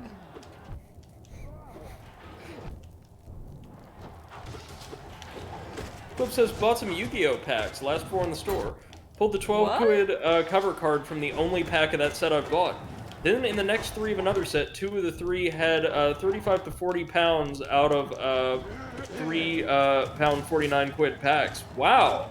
Said I was looking for hidden cameras. Great job, man. Those are some lucky pulls. I don't play Yu-Gi-Oh, so I don't know much about what's happening, but I'm assuming that's good. Those are that means he pulled extremely valuable cards in terms of like the market. Very, very easily, like his first time in playing with that particular booster set. And Nice. thank you, Eclipse. I appreciate it, man. It's also why I may seem a little out of sorts the next couple of days. I'm so tired. You wouldn't believe, like, because obviously I've been working a lot over the past few months, right? But now I really, like, mentally get to relax. And, oh, this decompression is hitting me hard. You now get to enjoy all the movies and video games that you had to put on hold. Not necessarily, because I'm going to be working. Thank you, Eclipse. I appreciate it, man. I know. I just now I have to start panicking about. Oh God, I have to start filing paperwork to properly teach, and then I have to find somebody willing to teach me how to teach, because the people who said they would didn't.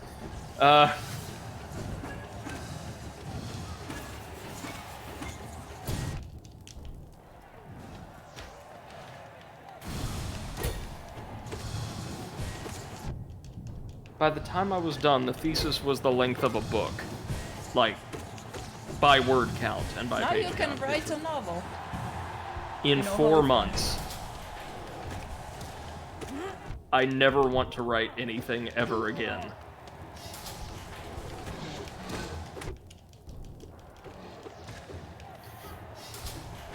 Still, I wrote a friggin' book.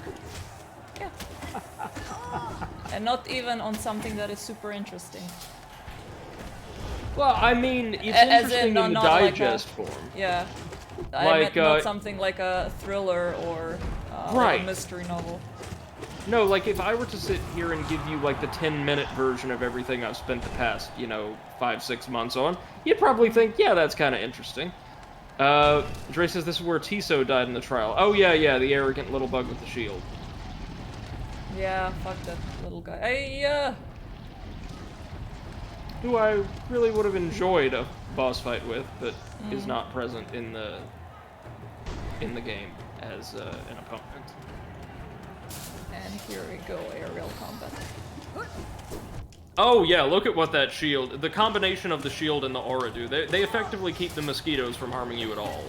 Yep. They also make quick work of butt bugs.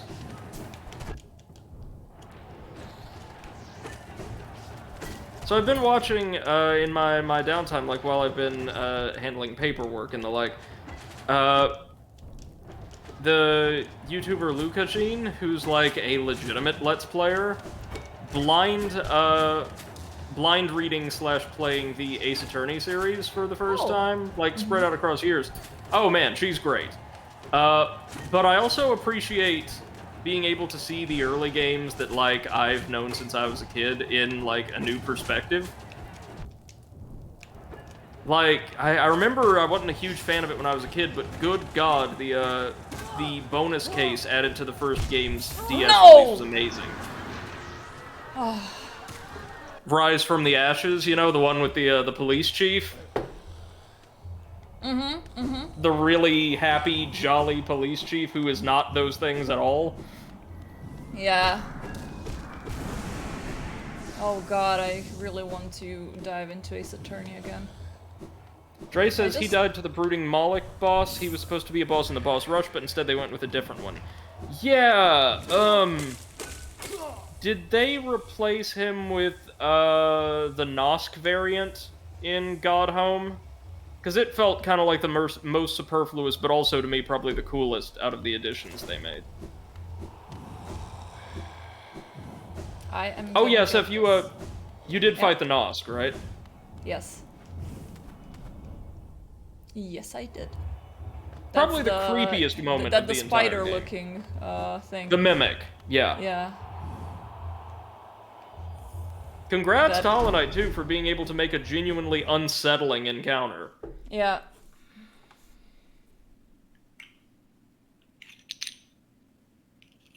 Dre says, I think so. He's an Easter egg instead and gets crushed by the Moloch in one of the runs. Yep, that's right, that's right. Alright. I've played through 2 of the Pantheons, I think, and I enjoy what I've seen. I could take or leave the bonus boss at the end of the first Pantheon, but the second one I really like.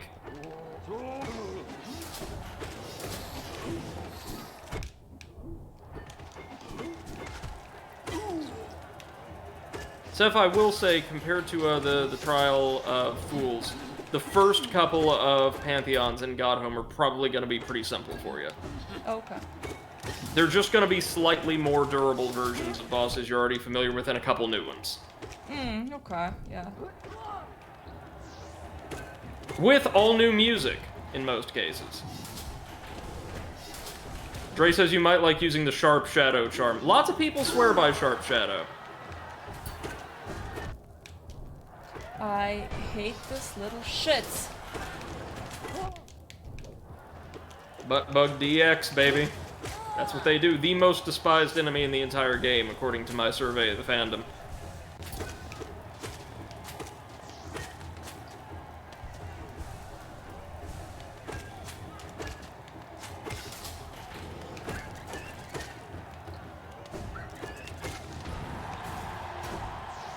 Okay, now the fatties plus the birds. Enemies ripped straight out of Metroid. Yep. They are the Shriek Bats, right? That's what they're called in Metroid? Yeah, the Shriek Bats.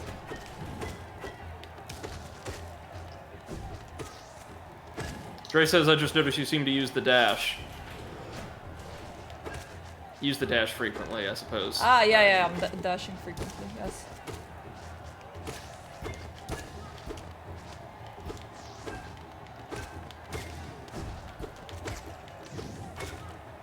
I mean, I did as well, but I couldn't ever really use it as a combat application.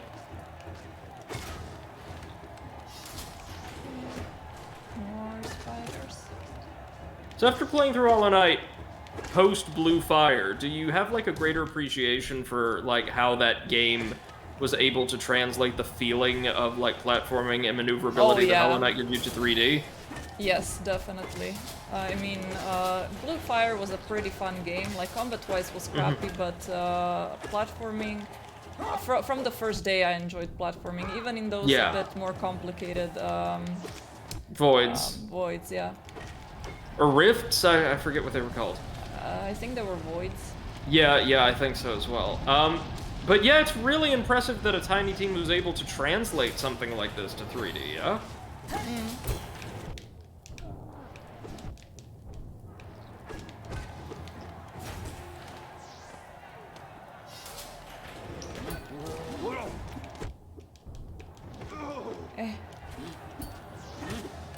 Ray says rifts are in a hat in time. I think, yeah, I think blue fires are also called rifts, though.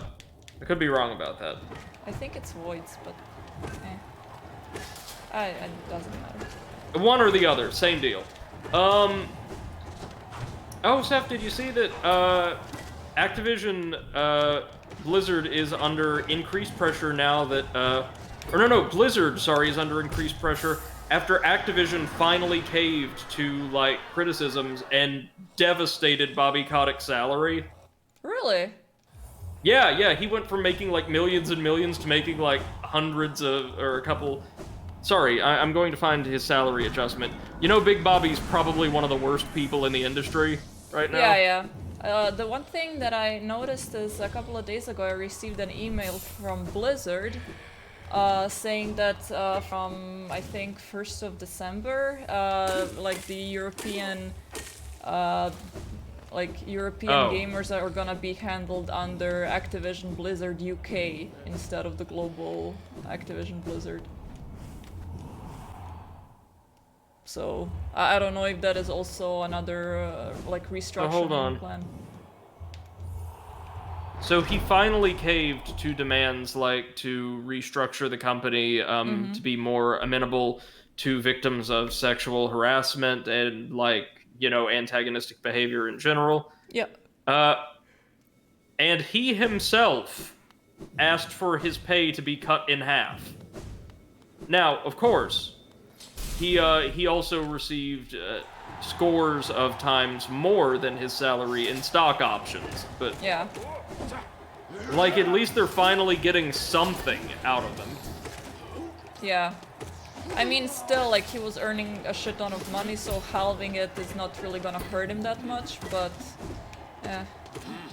No, it's something that, like, this nasty man, who has been one of the worst people in the industry, has finally had to cave on something after years of getting away with despicable behavior and getting pay raises. Yeah, I would much rather that he was legally accountable for what happened, but...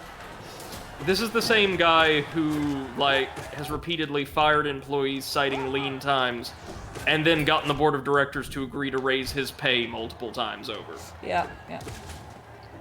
So I don't think that's the end. I don't think that's enough, but I think that's a great start for accountability in the industry. Yeah. And as a result, people have been redoubling their focus on Ubisoft and Yves Guillemot, who continues to dodge any and all responsibility for what happened at his company. Fascinating. I think it's great that they can't run anymore. Yeah. That is a really good... That's really good news. It's kind of sad that we had to wait for such a long time for anything to happen. And that so many people had to be hurt as a prerequisite. Yeah. Like, so many women shouldn't have happened in the first place. Decided to leave the gaming industry just because of that. Mm-hmm.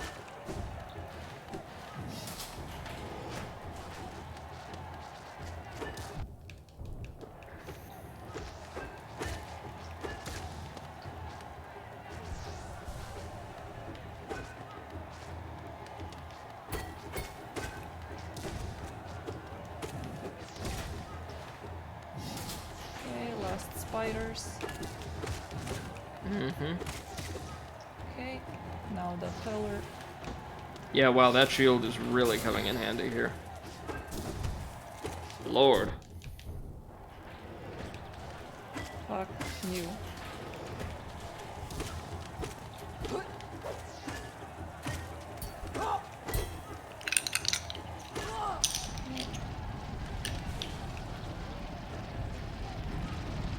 Oh, I've noticed when I'm healing, then the shield gets faster. Like, starts floating around much faster. Oh, neat. Yeah, and there's lots of ways, I'm sure you've noticed, that badges or their effects interact with or influence one another. Which is also super cool. I don't think that happens with any of the badges we have equipped now, but it does with many of them. I've noticed, too, like, for something that's taken us quite a while, you haven't really been getting terribly frustrated by this experience. No, it's quite... like, yes, it's annoying that it takes such a long time, but I'm having fun. Yeah, you're handling the stress better than I did, I'll say that. Oh my god! Shield saved us again.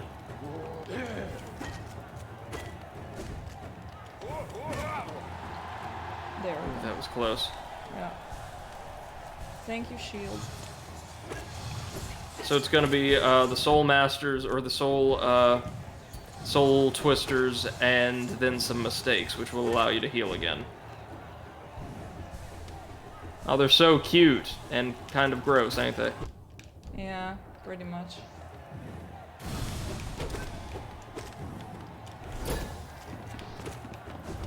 How far we've come that what once served as proper bosses are just standard enemies in the Colosseum.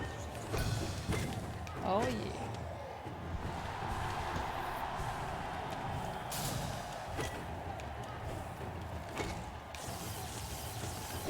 You know what this has me thinking, though, like just thinking about arena modes in general?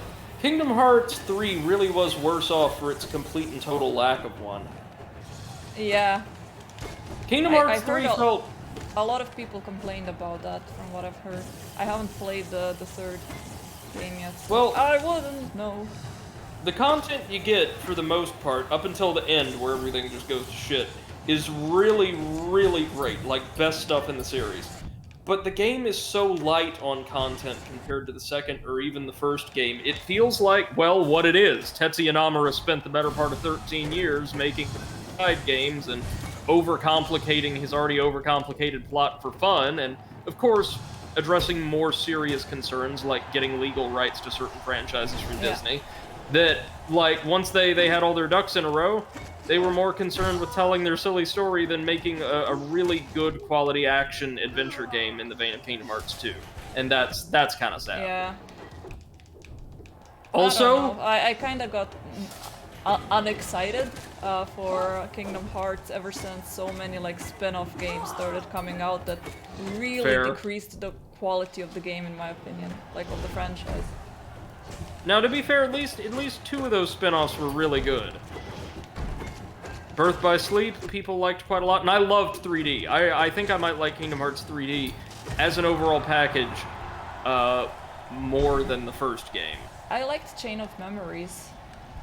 The card-based one, yeah. And see, I was never all that big on it. I thought the card-based combat was interesting, it just, I guess, didn't feel developed enough to really appeal to me. The way that some bosses used unique card decks was pretty cool, though. Yeah.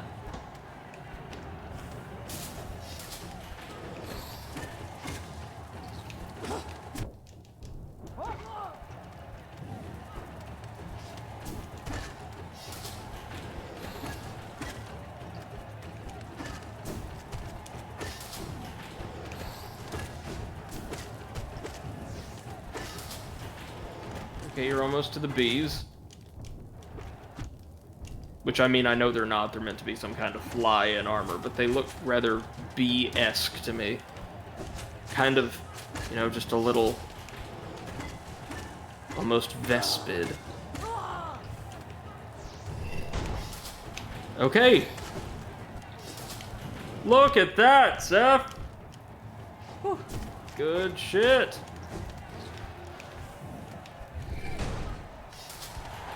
And now it's time for arachnid confetti. Enjoy. I love this wave, it's just pure chaos.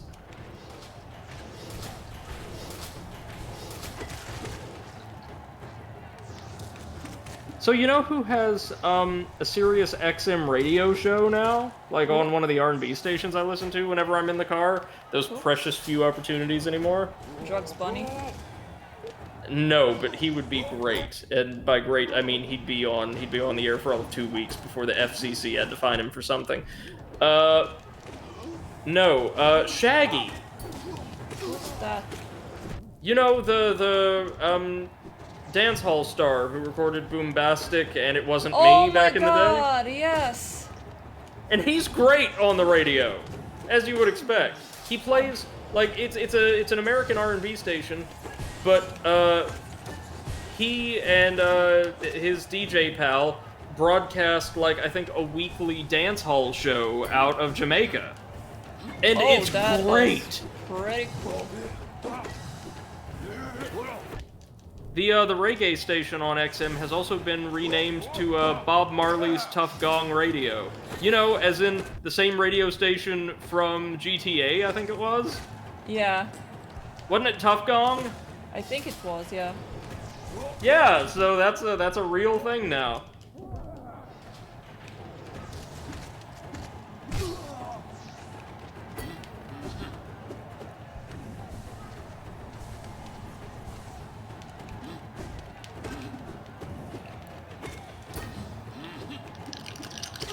Okay, there we go.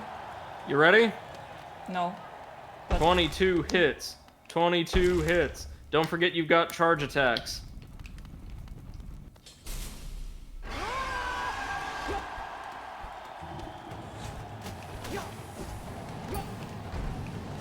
And you can always use the crystal dash to get to the other side of the arena.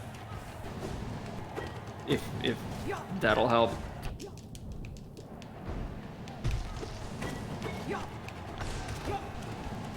Good. Very good, Seth. Nice.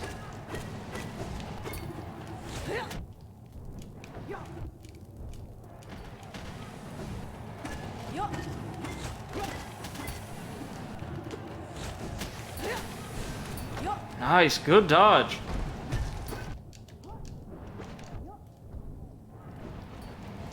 Easy, easy, easy, easy, easy. Yes! Go! Congratulations, Seth. You did it. Wow. Beautiful. Beautiful. And you know what your reward is? What? Just short of nothing. You get a bunch of Geo. And an achievement. There's that. Nice. Oh, you might want to grab all that. Yeah, I just wanted to first, of course, record it so I can send it to my friend and tell him get that your he sub. owes me. Yes, sir, yes, sir. Oh yeah, Great it only work, took sister. 14 That was... deaths. My butt cheeks hurt. Seriously. For the Trial of the Fool, that was really good. Like 14 deaths combined with whatever you had in the first or the last I stream, had that's quite a nothing. lot of fun with this. Like, not gonna lie, if I'm it glad took you me enjoyed 10 it. more, I would have been completely fine. Okay, long nail, dream shield. We don't need this. I don't need the stinkers. This and this is what I had, and I had Sprint Master, I think it was, right? Sprint Master and Dash Master, I think. Yeah. Alright, so Alright. what would you care to do next?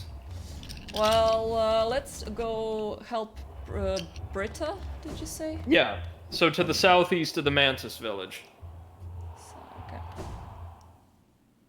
Alrighty then. Let's see, what is the short... This will be a nice way to relax, and we can actually fight both of the dream bosses from, You have maxed out the dream nail, haven't you? Yes, I have. No. Did I? Yes, I did. So the seer has died? Yes, I think so. I have Okay. 1200. Yeah, you should be good then. Yeah. We can fight both of the third DLC's bosses today, then, like, to close the stream if you would like. They should both be a Sounds pretty good. easy time for you. Sounds Gucci. Oh crap, yeah, I have to hold the elevator. And how many of the Grim children, or Grim troop members have you killed? No, none. Okay. But they are displayed on your map, right? Only if I equip the charm. Yes, that's right. Yeah, I don't have the charm on me yet. I didn't do anything for the DLC. Crap, Veroni. I haven't done anything for the DLC except, well, started. That's what the C in DLC stands for, crapperoni. Downloadable... Crapperoni.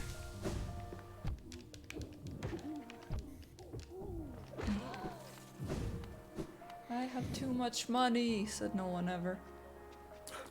Okay, where am I?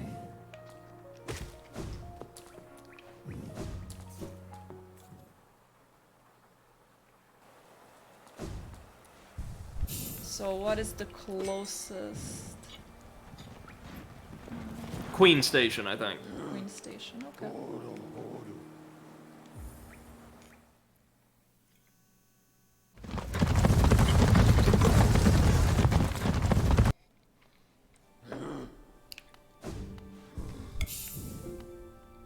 Okay, so we go... where did you say again? Okay. Mantis Village? Sorry. So, you see that bench to the southeast of Mantis Village? Just above the Wait. Royal Waterways? Yes. She should be in that room immediately to the left of that, where the coloration of the map becomes just a tinge lighter. Mm-hmm. Okay, okay. Wait, why am I doing... Fucking hell, why am I doing that? Because it's there. Yeah.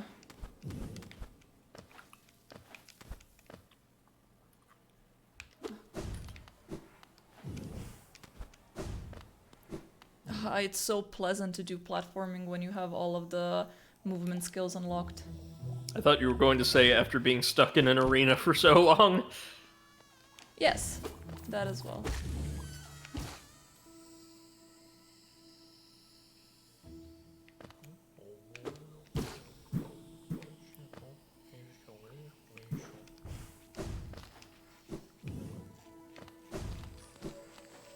I also realized, like, over the past couple days, I remembered that Ace Attorney Dual Destinies introduces probably my favorite detective in the mainline series. Mm-hmm. Detective Fulbright, like the parody of Japanese Sentai superheroes. Ah, yeah. God damn, My I need favorite to get overall in the series is Detective Bad from Ace Attorney Investigations, like the parody of hard-boiled American true crime detectives. back. Yeah, of course. Do you remember him at all from, like, the tail end of that game? I remember the name, I don't remember him though. Like the pallid gray man Yes, with okay, yeah. the trench coat riddled with bullet holes, always has Yes. a lollipop in his mouth. Yeah, yeah. Lollipop instead of a cigarette. Yeah. Has a butt Oh rock crap, theme. sorry. I killed the poor mantis. It's okay, their cousins in the gardens put you through something. Yeah.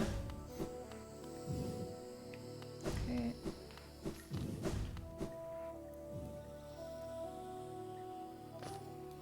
I thought Traitor Lord was a pretty hard boss as far as the base game was concerned. He killed Cloth so he can go straight to hell. Yeah. But hey, accompanying her to the end of her quest line means that you don't have to drain his health entirely. Nowhere near, actually. Yeah. He is quite a bit harder without her. Okay, so... Hoppa.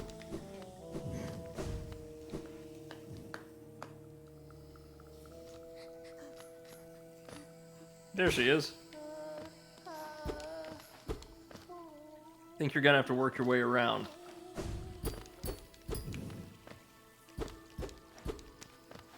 Dre says same, I think he was one of the harder bosses for me. Oh yeah, definitely. He's one of the first bosses to deal 2 masks worth of damage, I think.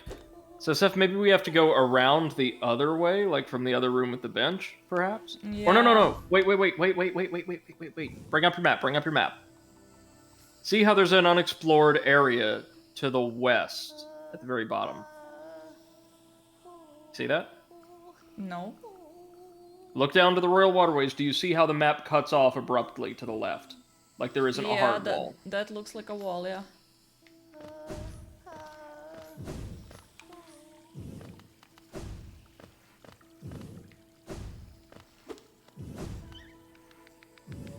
There you go. Wow. Ah, okay. Yeah, here you go. Son of a... Ah. This is gonna be much easier now that you have all of your navigational powers. Mm-hmm.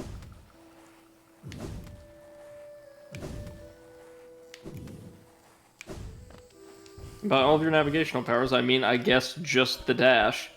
Yeah, that's the only thing I actually need. Hello. You stinky. She's not stinky, boy. she's dreaming. Oh.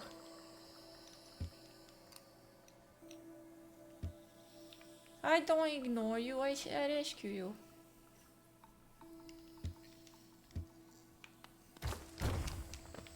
That it? Thank you.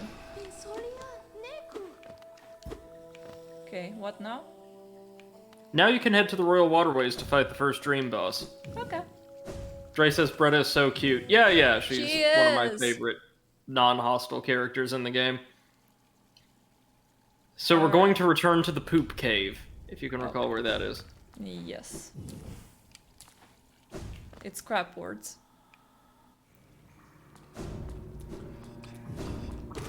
Ah, I forgot about these. Now what's interesting about both of the third DLC's bosses is they actually become harder every time you fight them subsequently, like you can challenge them time and again. But to get their rewards, or the recognition for defeating them, all you have to do is beat them once. Fuck you. Okay then.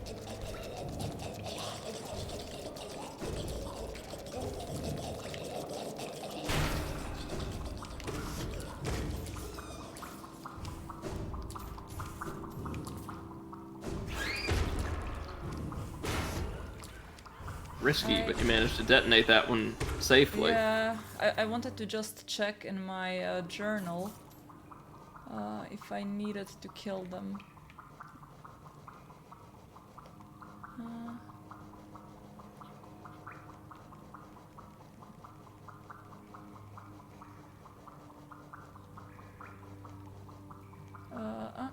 No. And...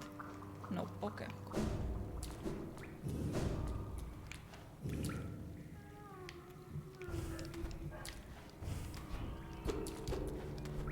I have a feeling I hear a grub here somewhere.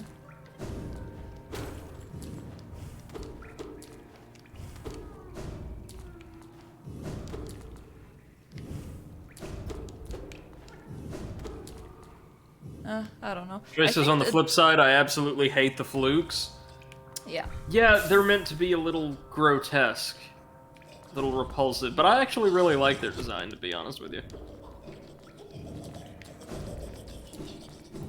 They have a civilization completely removed from the beetles of Hollow Nest, which is super cool to me. It's the interesting thing about this game, Zeph. You're not just wandering through Hollow Nest itself or fighting against its guards. There's tons of little different civilizations scattered about you can interact with. Okay, we're in poop. Okay. Is this the way? Mm-hmm. Yes. Dre says, oh, I like the design, I just don't like the sounds they make. Yeah. See, I'm unsettled by them, and that's why I love them. They do exactly what they're supposed to do. I was gonna say I lost my dog, but he's sleeping behind me. He woke up as you said that and then just immediately put his head back down on the ground. I don't know if you can do this yet, but have a look around. Oh, yep. Here. Let's journey into his memories. Sure. Yes. The white defender, the dung defender. No. This is earlier when he had like brand new armor. Oh. See, there's all of his friends and the king in the background. Like, he's the only one left alive as far as he knows. So he's remembering happier days.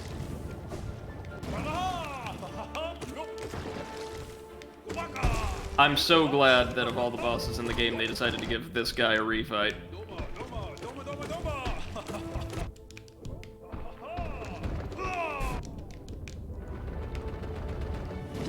It's also one of the game's more emotional fights, believe it or not. I am still slightly concerned why he has pubes. That's part of the armor, I'm pretty sure.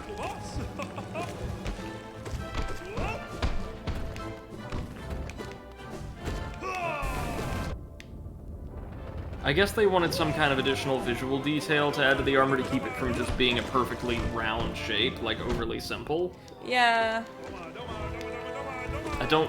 You're right though, I'm not sure why they went with that instead of some other fecally themed decoration.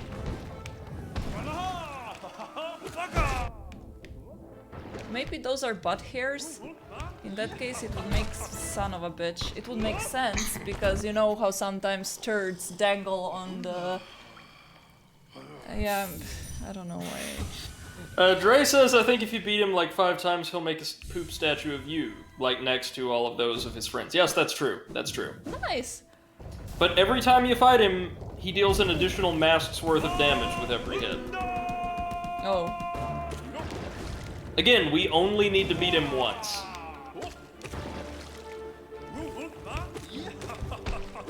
I mean, I love this Sounds like because he's having fun. Oh, yeah. He loves his job. How many hits do I need? Hold on. Let me look it up for you.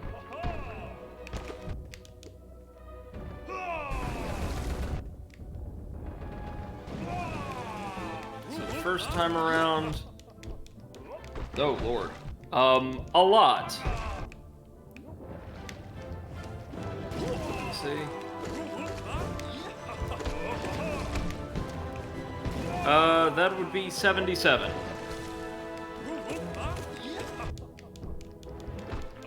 Dre says that's the only reward for beating him more than once. That there isn't really a reason. That's right. Like the statue. So we have to dash through those at this point. Yeah. So, he takes a lot of hits, but the good news is, unlike, say, the God Tamer, he's effectively always wide open. Yeah. Ray says he's so excited to actually spar with someone again. Yes, that is true. But here, he's just remembering his glory days. We've invaded his dreams. Yeah. Or else He wants to put on a good show for all of his friends.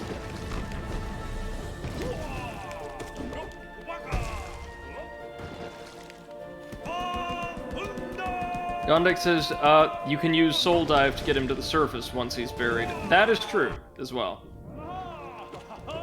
Like the slam attack, if you're so inclined. I don't think we really need it here, though. Like, you're managing him pretty well.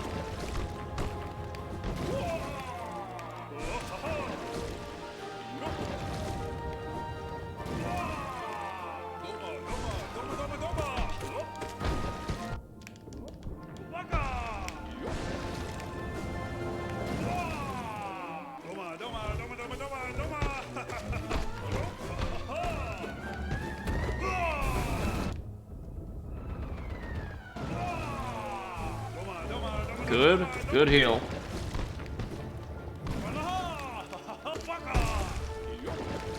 Yannick says it's good because it causes a little stun. Alright.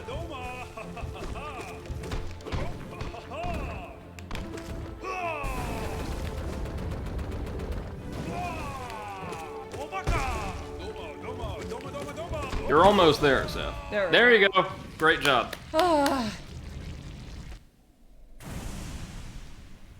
And now it gets kind of tragic. Look. Oh no. Where you going, friends? Yeah, because he's the only one left alive. Oh.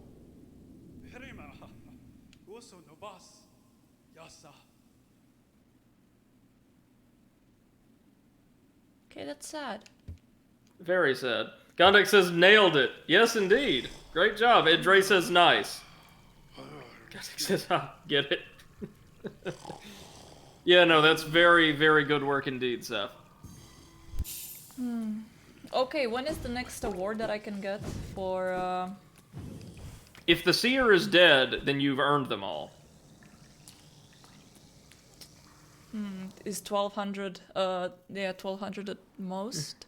Dreas, didn't he have a bit of a romance with Isma? The one that's entombed in the grave that he was guarding. Yes. The dryad thing. So, options. You can go back to Dartmouth to fire up the second boss fight from the third DLC, and the one that people tend to remember very, very strongly. Okay. Even though they love White Defender too.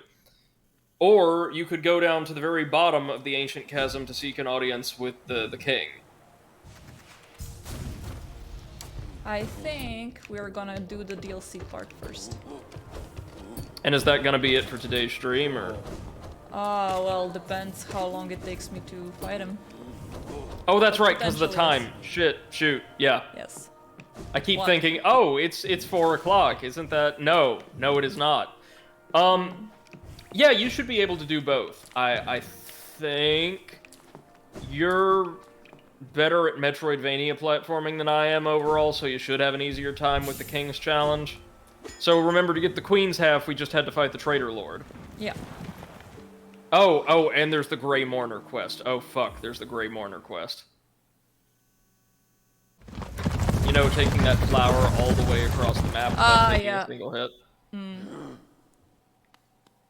Best way to handle that, according to the wiki, and it's what I did, is you plot a very specific course from the grave to the Grey Mansion, and you clear it out without sitting at a single bench, so that, like, all the enemies are gone. Yeah, yeah. Okay, so where do we go now? So Bretta's house should be open to you now. Oh, hello. Yes. Right, see, so we missed some of her story because we're meant to save her a bit earlier, but the idea is she's deeply infatuated with the Hollow Knight, and in fact writes, like, fan fiction about the two of them. 57 precepts of thing. Zote. Oh god, But, and Zote is enjoying it. No. Since, we totally humiliated him, Zote, decided to tell her, once he, like, made his way back to Hallownest, or, to Dirtmouth, that he was, the real victor of the Colosseum and we were a fraud. And she's so prone to hero worship, she believes it entirely. So now she lionizes Zote, and, if you go down into the basement, you'll be able to, access the boss battle. Oh god. Her dream. Her dream of Zote. Yes, based on his own incredibly inaccurate stories about himself. Great. Dre says Zote has the most dialogue out of any of the characters. That's true. He will explain all of those precepts to you if you stand around long enough. Oh, I love this one. Get ready. Oh my god. Terrifying, beautiful, powerful Grey Prince. Every time you fight him again, he earns an additional accolade, so that list of titles gets longer and longer. So now you get to fight a version of Zote where all of his ridiculous attacks can actually deal damage. And he spawns Zotelings, a unique breed of about 5 or 6 different enemies, all based around him. Dre says, isn't he glorious? Yes. And Gondek says there's an achievement where you listen to all of Zote's rules. Yeah, one of those dialogue churn achievements. Well, I'm gonna need that achievement if I wanna get 112 completion, right? Nope, not necessarily. Nope? It's okay. all tied to acquiring content and beating bosses in-game. Now, Zote's a little tricky in my book because his moveset is so unorthodox. But generally, the nail hop can be your best friend here. Let me pull up his health for you. I want to say he doesn't have quite as much as Super Dung Defender.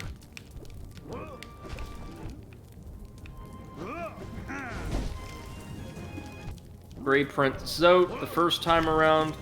Never mind, he has even more. Thank you. He has... oh, good gravy.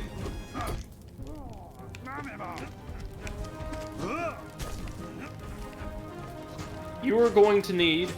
oh, no, sorry. Not as many. You're going to need approximately... if I'm doing the math right, 58 hits to bring him down. 58 to 70, somewhere around there.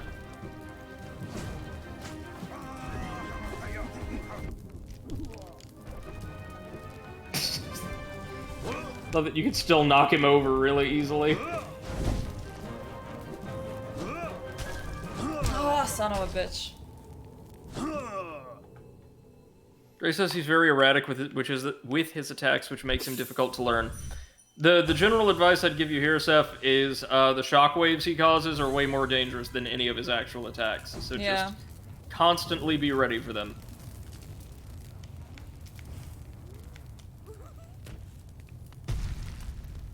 I love how even in this idealized form, though, he's, like, stronger, but he's no more competent.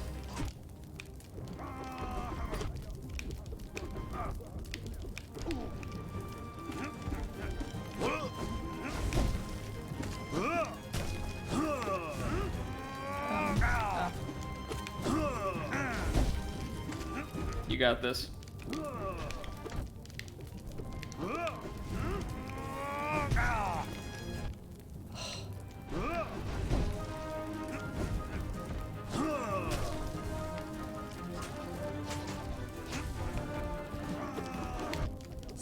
Are you fucking serious? Now I got hit by the little shits as well.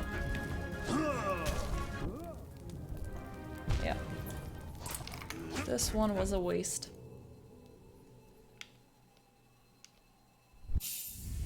It's alright, man. You'll get it.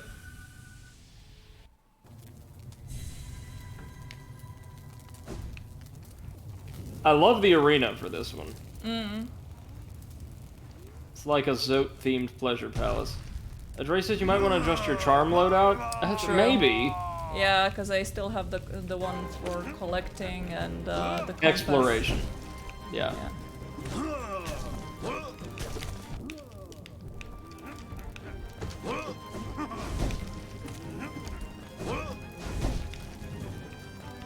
And like Super Dung Defender, he also becomes more powerful and more durable with every subsequent fight. And he'll start spawning new varieties of Zotelings.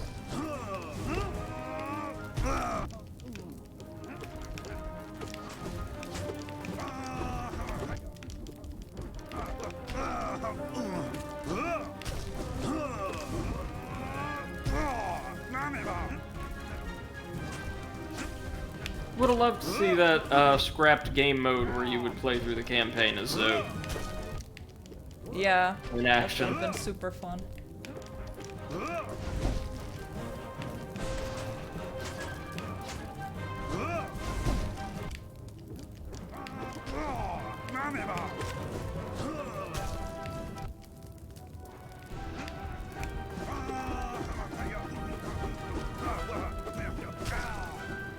Son of a... Okay. Which is, I think it was meant to be a super challenging mode, wasn't it? Yeah. Yeah. Yeah, it was. It was supposed to be like a super hard mode where you wouldn't be able to mostly fight because Zote is so incompetent. Oh god, there's 57 of them and I was only the second. Yeah, I think I'm gonna give up on that achievement. Yeah, fuck that. Do you have all 3 nail arts? Like, special moves from the Yes. nail masters? Yes. Go talk to Sly. If you haven't already. Oh no. You've seen this then? Nope.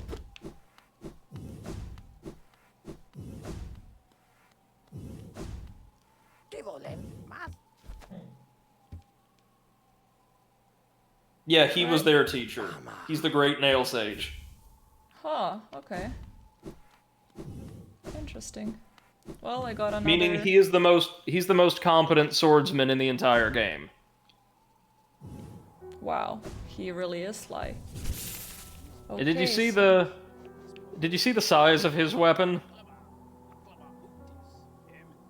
Yeah, so this allows you to charge your special attacks much more quickly. Gondik says great lore behind this, indeed. Indeed, indeed. Where is my trusty shield? Eh.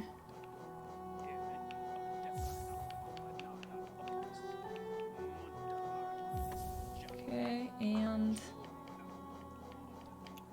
Thorns of Agony. Alright. Yeah, that's smart. Or do we want Thorns of Agony or the Aura? The Defender's, No. like, shield. I'll try with this one now. Okay.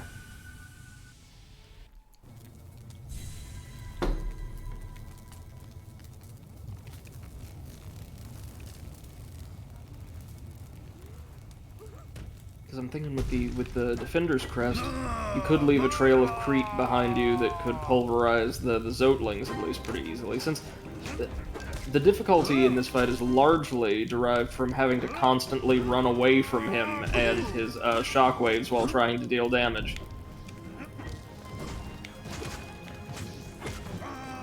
But yeah, these defensive charms allow you to really put a hurt on him. Oh. Okay, that was unfortunate.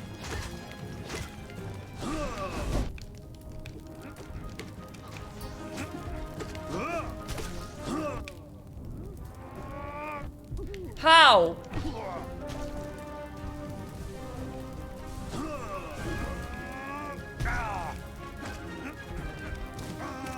You're doing alright. There you go. Yeah, once he starts running around with his sword held out in front of him, just nail hop him ad infinitum. He's not gonna switch over to another tactic until he falls down. There you go.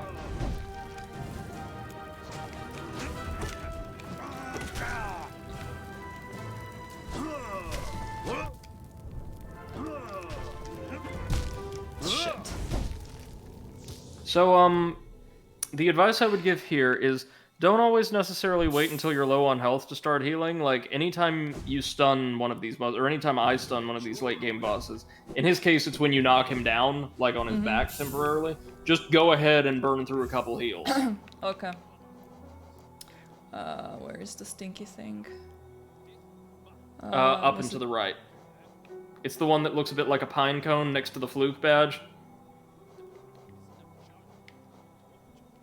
Gondek says quick focus may help. Yeah, the fast heal. It might. Both of them. Both. Wow! You know what, guys? Now I'm gonna do it without quick focus, just because you told me to. There you are.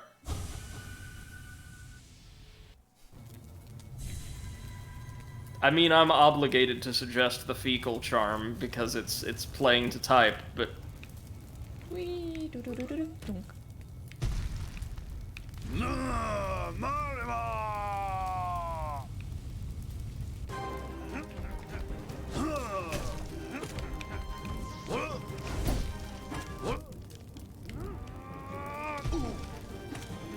Gondek says and Boulder Shell, since you will have a shield while you heal. Yeah, I think I would take that over quick focus, to be honest with you.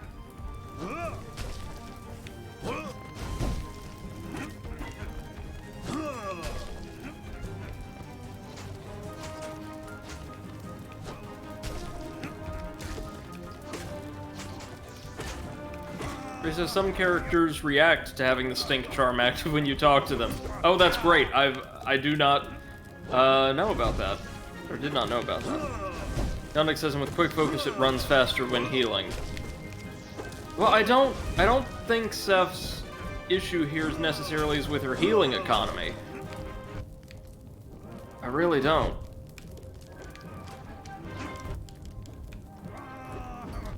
No, it's just with general stupidity.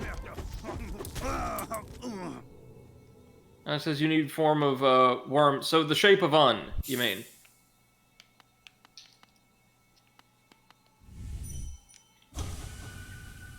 I can do this, okay?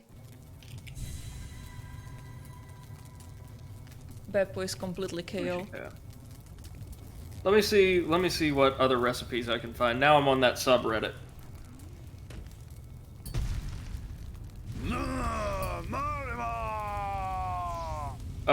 Oh good lord, somebody made an olive hoagie. Like just essentially a small sub sandwich with nothing but like olives. Man. That is so sad. That is a very sad sandwich. I love olives, but not as only thing Olives in on a the salad? Man, that'll get it done every time. But like just olives in white bread, that is oh no. Not eat that.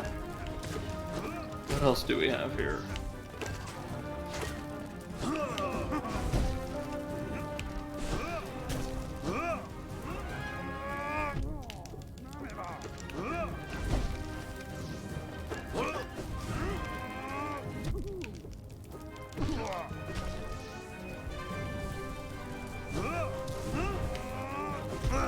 Yes, the famous, somebody just shared a photo of the famous cookbook, Microwave Cooking for One, which include recipes for things such as microwaved steak. delicious. And apparently baking a cake in the microwave. That sounds brilliant and sad at the same time. So basically like any culinary item one would find on TikTok. Dre says olives are so good. It's just having them on bread is a waste when you could just eat them straight. Yeah, Exactly.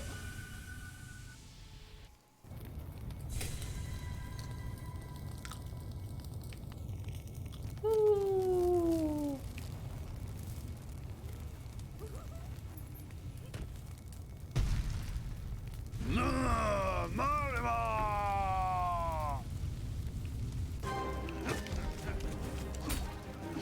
Oh man, somebody's lunch was just, they shared a photo of it at work. Roasted vegetables, White Castle sliders, and like spicy Tyson, so like the lowest quality chicken nuggets. Bought from a dollar store. Wow, that is...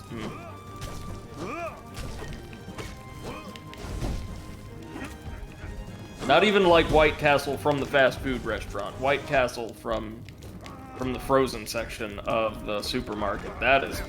Ooh, not going to be a good time for one's taste buds or GI tract.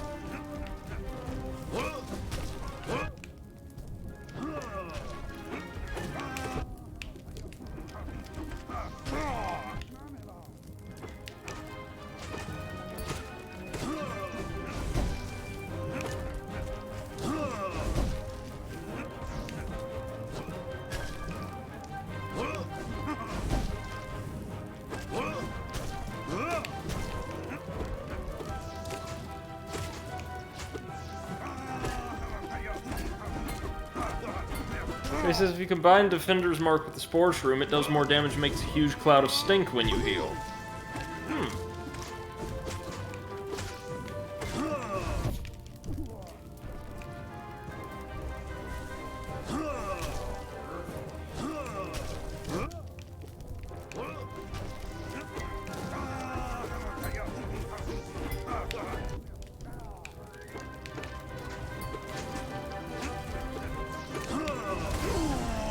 And there we go, literally saved by the shield.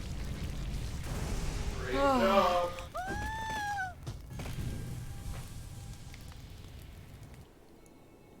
So that's the third DLC done. Well done, Nice. Seth. Thank you. Dre says nice. Indeed, indeed.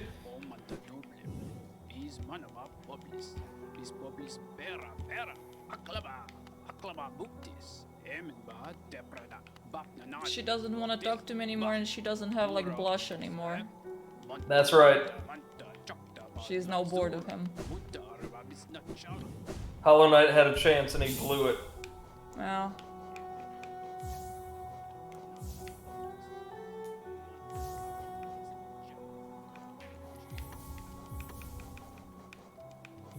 Yeah, that's true. And if you beat him 3 times, Dre says Bretta will get bored with him, realize he's BSing and just leave. Nice. Okay. Next. The king, I suppose. Okay, and he is? You can find him, at the bottom right-hand side of Ancient Basin. Like, we're going to his palace. Fair warning, Okay. his palace is gorgeous, but it sucks. And it was expanded with the DLC. There is an optional path that gives you nothing but a short cutscene that, Dre says I'd recommend using the honey charm. Actually, yes, Seth, I would as well. So once we get down there, equip the, like, hive blood charm or whatever they call it. Because, good Okay. lord, you want regenerating health for this one. This is not gonna be fun. Okay. Here's the palace. So here is where we go. Yeah, you have to interact with the golem. Oh, wait.